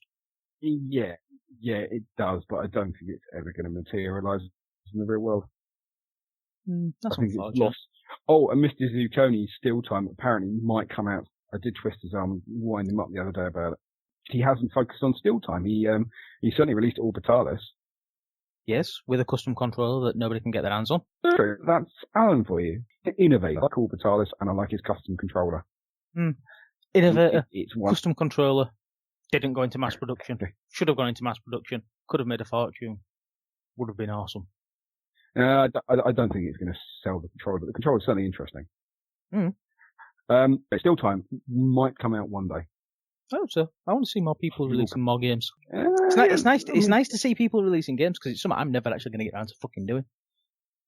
Well, you're a developer. You're not meant to actually release it. I like developing. Yeah, exactly. It's all this marketing and finishing stuff that just gets boring. No, stay at home and build engines. Don't build any games. Just build the engines. Fucking, they don't call me Andy Esser. I ain't building engines. I'm using Unity. Right, so what have I missed then? Wonderful. Lowercase a. That's pretty much what you've missed. Any games from 2016 you're looking forward to? If you it's just Doom, as I said earlier. It's the Doom game. Are you not looking to Roller Coaster Tycoon 2? Because where you're going, you're not going to play that till 2016. To be fair, I do actually quite like the look of the new theme park game that's out, but that's something else. What year were you referring to? I don't even know what year it comes through. Let's see what's on my wish list. I'll tell you what year it's in. It came out 23rd of August 2014. Yeah. That's going to be on GOG before you get around, sorry. I hope so. I might be able to get a copy of it really cheaply. Probably already on GOG. Probably is, mate. Probably is. Right, okay, so... we're going to have to talk about this next. I've held it out for as long as...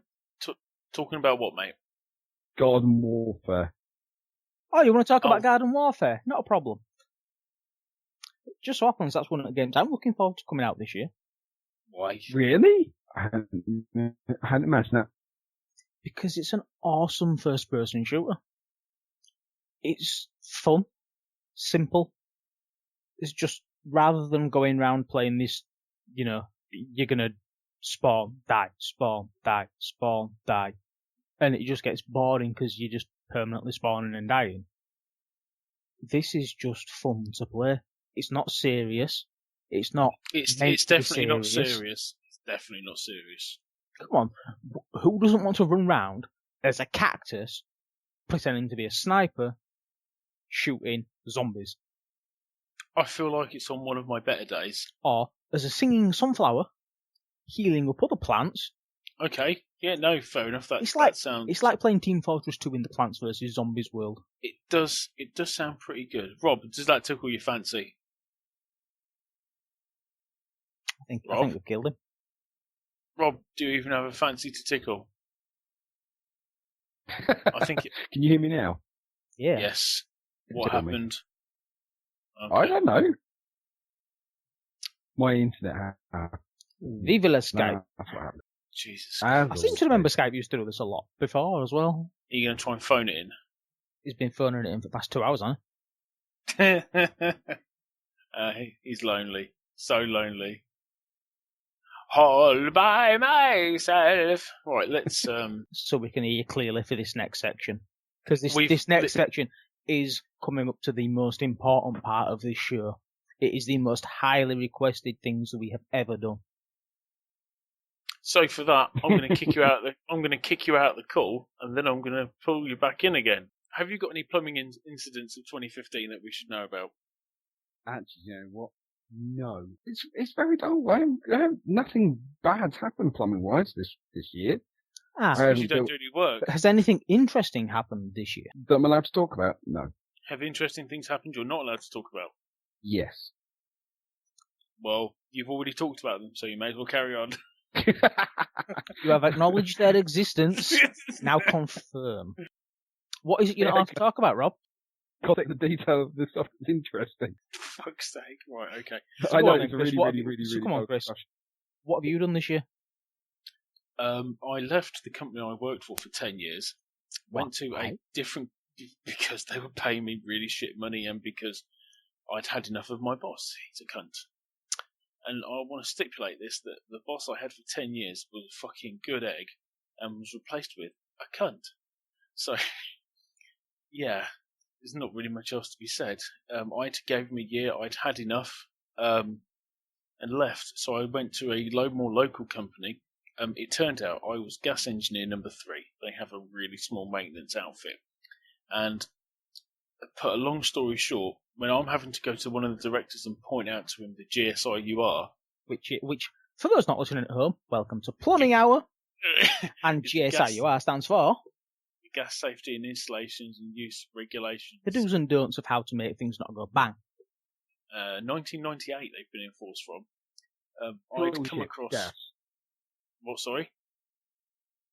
How not gas. To kill shit with gas. Well, how not to kill people with fucking gas, yeah. One of the rules stipulates, I believe it is section 9, paragraph 3. I must be, I used to remember it. Why is that relevant about sniffing ladies' gym saddles? This isn't Red Dwarf, Rob, come on. No, it's... No, it was, you're not allowed to run gas pipe through unventilated voids, for the fact is that gas will build up and cause a potential explosion. So what I did was... exactly. Don't use gas in unventilated areas. Well, don't use gas pipe in unventilated areas. But I digress. Oh, really? I followed from the meter to the appliances. What had happened was it came through the wall, went up around the back of the kitchen counter, and then went through a ceiling void. I looked at this ceiling void, thinking there's no ventilation this side. Maybe there's some on the other side. There wasn't. Went up into the ceiling space and looked around. It was concrete walls, and it was basically sealed. And there was just a fucking bit of iron pipework going through. I'm thinking, oh, for fuck's sake, right, okay. And to put the icing on the cake, there was a electric fan up there, which was the part of the extraction fan for the heaters. Oh, so not only was it a confined space, it had a pre-built spark. Yeah. I'm glad you got this without me having to explain it to you, like I did the directors. I mean, electrics, gas, confined space, lower explosive limit of... Well, the lower explosive limit of gas is between 5 and 15% lower LEL, which is the lower explosive limit. Anything outside those percentages, and gas won't do shit. But the magic percentage is that, and in those percentages, it will blow up and it will cause fucking chaos. Or more to the point, it will take the building out and everyone in it and everything in it. It's not happened before in the UK. Much. No, it has. But in the 70s, to a block of flats and took out the entire block. And that's how British Gas lost the Transco contract. It seems like somebody put this GSIUR in there for a reason. You'd think so, wouldn't you? Yeah. But here I am, having to explain it to the directors and then get my fucking book out and show them. I went, oh, well, the customer's not very happy about this. Oh, what we're going to have to do? You've really put us in a tough situation, Chris. Oh, right, okay, well, here's the rules. You have a look at them. I've even highlighted it for you. I even turned to another page and went, look, they've even highlighted this one for you. And it stipulates you do not put live current on a gas pipe. What dickhead had put a live wire on a gas pipe? That is an actual rule in the book. So they hadn't actually done it, but I don't know what they were thinking, but it was in there. Just to make sure. Do not put 240 on a fucking gas pipe. I wouldn't put There is 110 on a also fucking gas pipe. There is also a rule in there that says please don't use a naked flame to search for gas. Yeah. Really? Because I thought that was standard that's a- practice. Because I've seen multiple gas engineers do that. That's only on town gas. In all seriousness, I have seen a lot of gas engineers at gas. Why? What is wrong with Because people? they're idiots. I'd really give up. But anyway. Anyway, Because of this. 1968, Ronan Point. Is this what used to be a building? But Ronan Point was a landmark case and a bit of a turning point in gas engineering. Unventilated spaces with lots of gas and ignite. Otherwise, we'll lose an entire 22 block of flats. It was flats, weren't it? Yeah, I remember being told Yeah, it's a block of flats. Ronan Point. It was Scotland, weren't it? No, Newham. Oh, okay, fair enough. Never mind. But yeah, I think that was a turning point for them because basically after that they picked up everything I had on, and I had to be fucking shit hot with my paperwork, which I still have copies of, which I don't think they're aware of, just in case something happens. That way I've got proof that I haven't fucked up and it's all on them. Ooh. On an entirely different note, Chris, I've got a question for you. Go on. What happens when you try to move a fixed object with a moving tool from a non-fixed point? You go around with it. And if you're, let's say, 15 feet up in the air, what happens then? You go around with it at height. And gravity, I'm assuming, would take a sudden interest? I think gravity has taken a sudden interest since Galileo, hasn't it? So would you say it was a bad idea to climb a ladder, take out an aforementioned spanner, and try and unfasten a nut on a wall?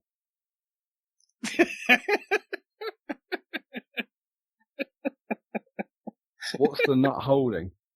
The fucking wall. Me. It's holding me. Oh, I forgot I told you about that. Oh yes, I knew that one was coming. You're not getting away with that one, you fucking muppet. No. That is not what I was referring to. And it wasn't 15 feet, it was nearly 6 foot. So, but it's still, I basically got a set of ladders out and I was trying to undo this frame for an AC unit. I was actually wearing my safety helmet at the time, which I'm pretty fucking grateful for. I tried to undo this 8mm fucking nut, yeah, and it wouldn't budge. And I literally have both my fucking hands on it. I went, just unfucking do, you cunt. Just undo. And the next thing I know, I throw myself off the ladder. And I still laugh as much now as I did the first time you told me. I hurt my back really badly. I should have probably hurt your life. I had my safety helmet on. God, that's all right then. But we actually have a question. A listener question? Can you type this in and we'll get somebody else to read it out? Question about plumbing. The other day, I pulled my back, an absolute trooper, to the point where I was handing one of my kids a drink, and I hit the deck. I hit the sink. My back spasmed. Couldn't breathe, couldn't move.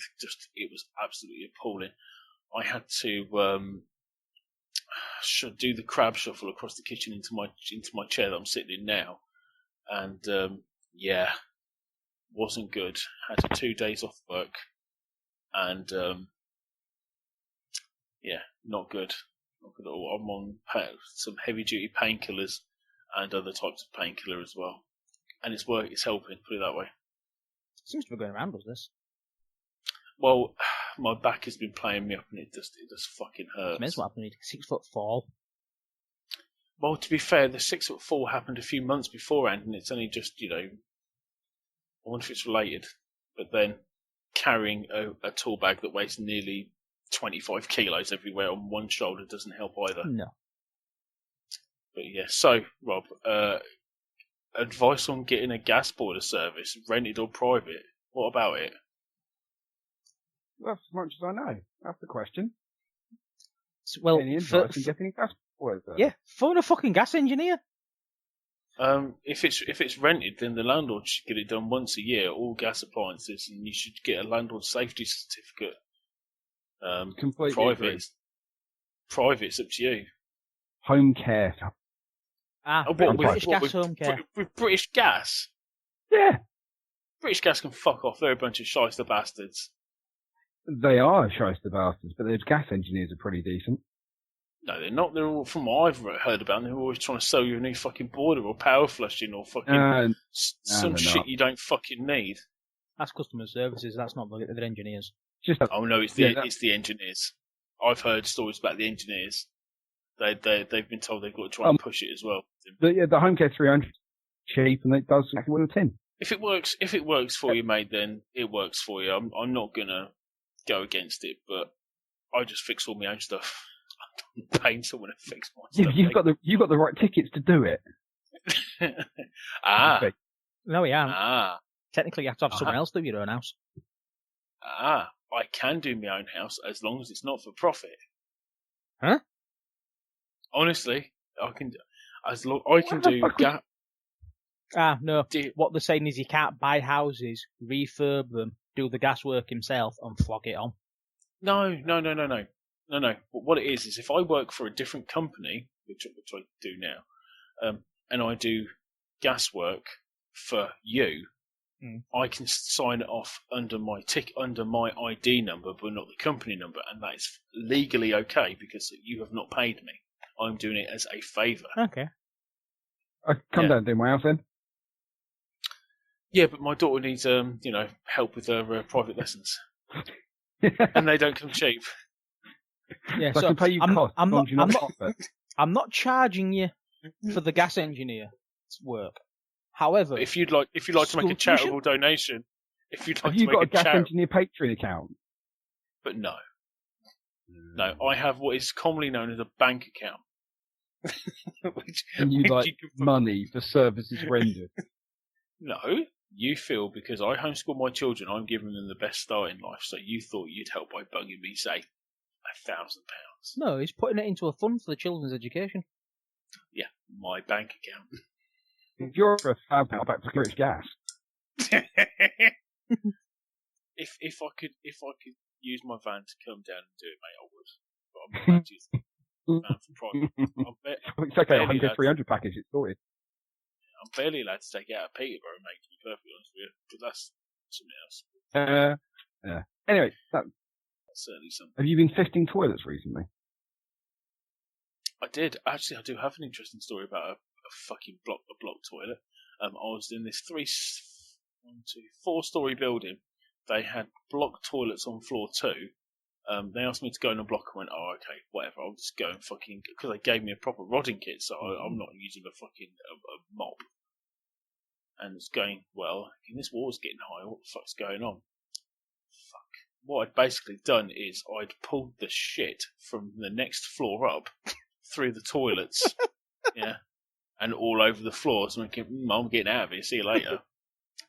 And there was shit everywhere. It was coming out of the toilets. I don't know what the fuck I'd done, but yeah. And I said, yeah, you're going to need to get fucking dyno rod in to fucking do something. They're blocked further up. Next thing I know, I get a phone call. Oh, you need to go back. Why is that? Because all this brown stuff coming through the ceiling of the solicitors, which is the one on the ground floor. The shit had tracked its way around the fucking floor into the only pipe that wasn't fucking sealed up properly. Please tell me they had ceiling fans. Please tell me they had ceiling fans. No, they didn't. No, they did have these nice white. They did have these nice white pristine ceiling tiles. No, so you got to have ceiling fans. And the Optimum one is did.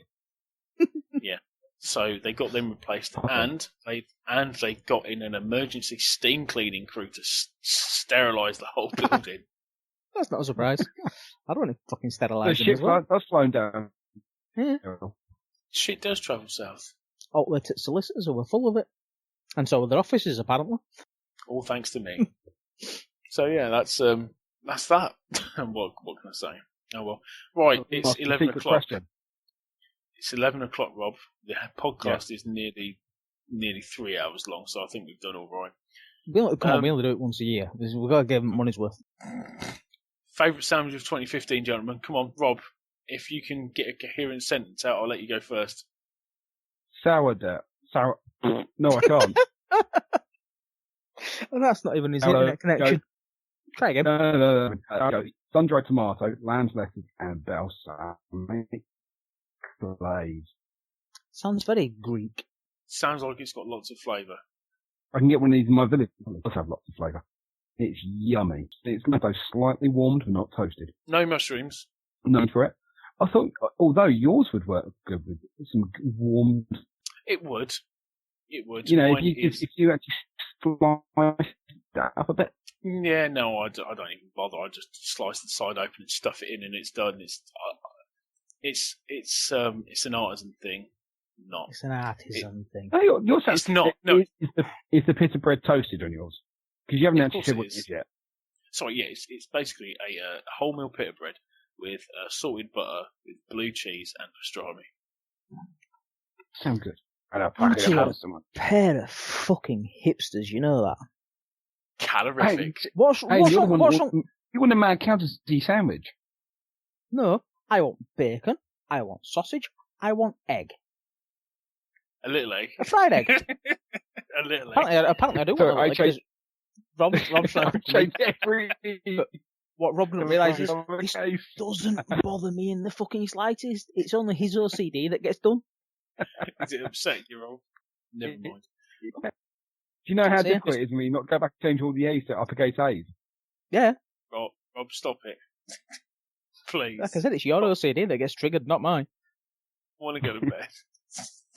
So yeah, Um, you two are a pair of fucking hipsters, and I'll just take a bog standard bacon, sausage, and egg sandwich, please. That is Yeah, quite but- possibly the Hang on, best. there's an important Simple. question there.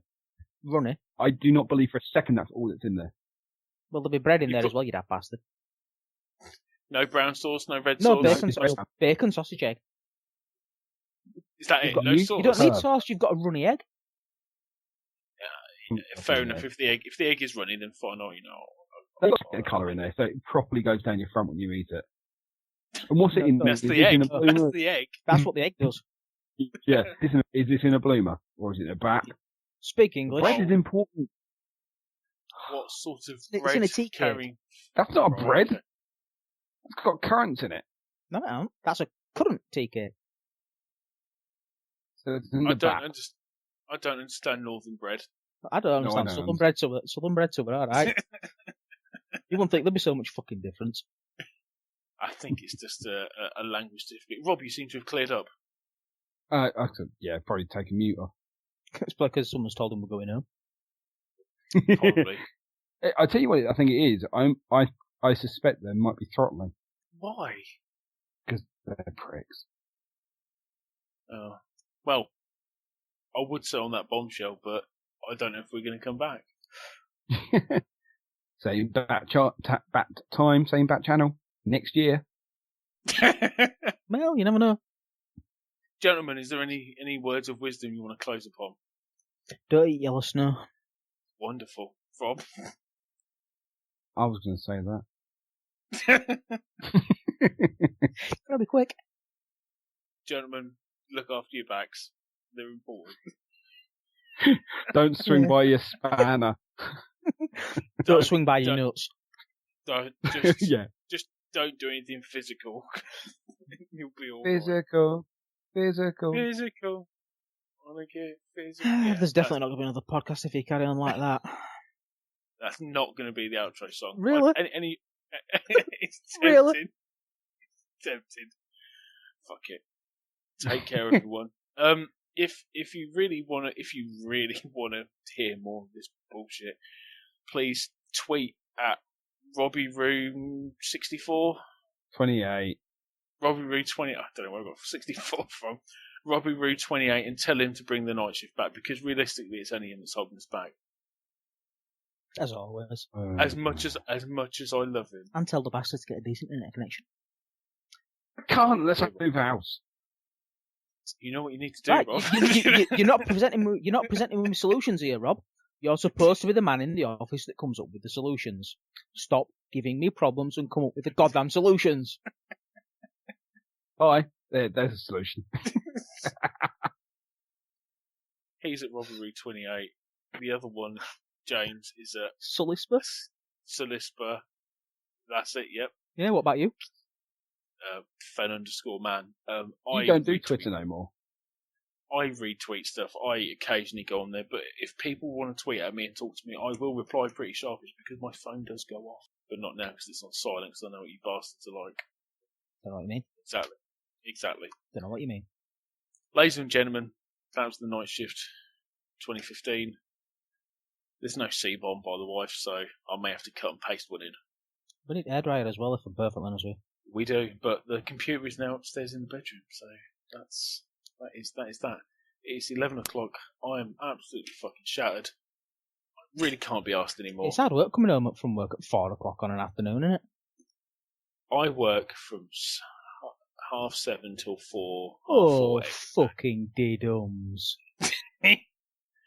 Try being at work for 6 o'clock and not finishing till 4 o'clock.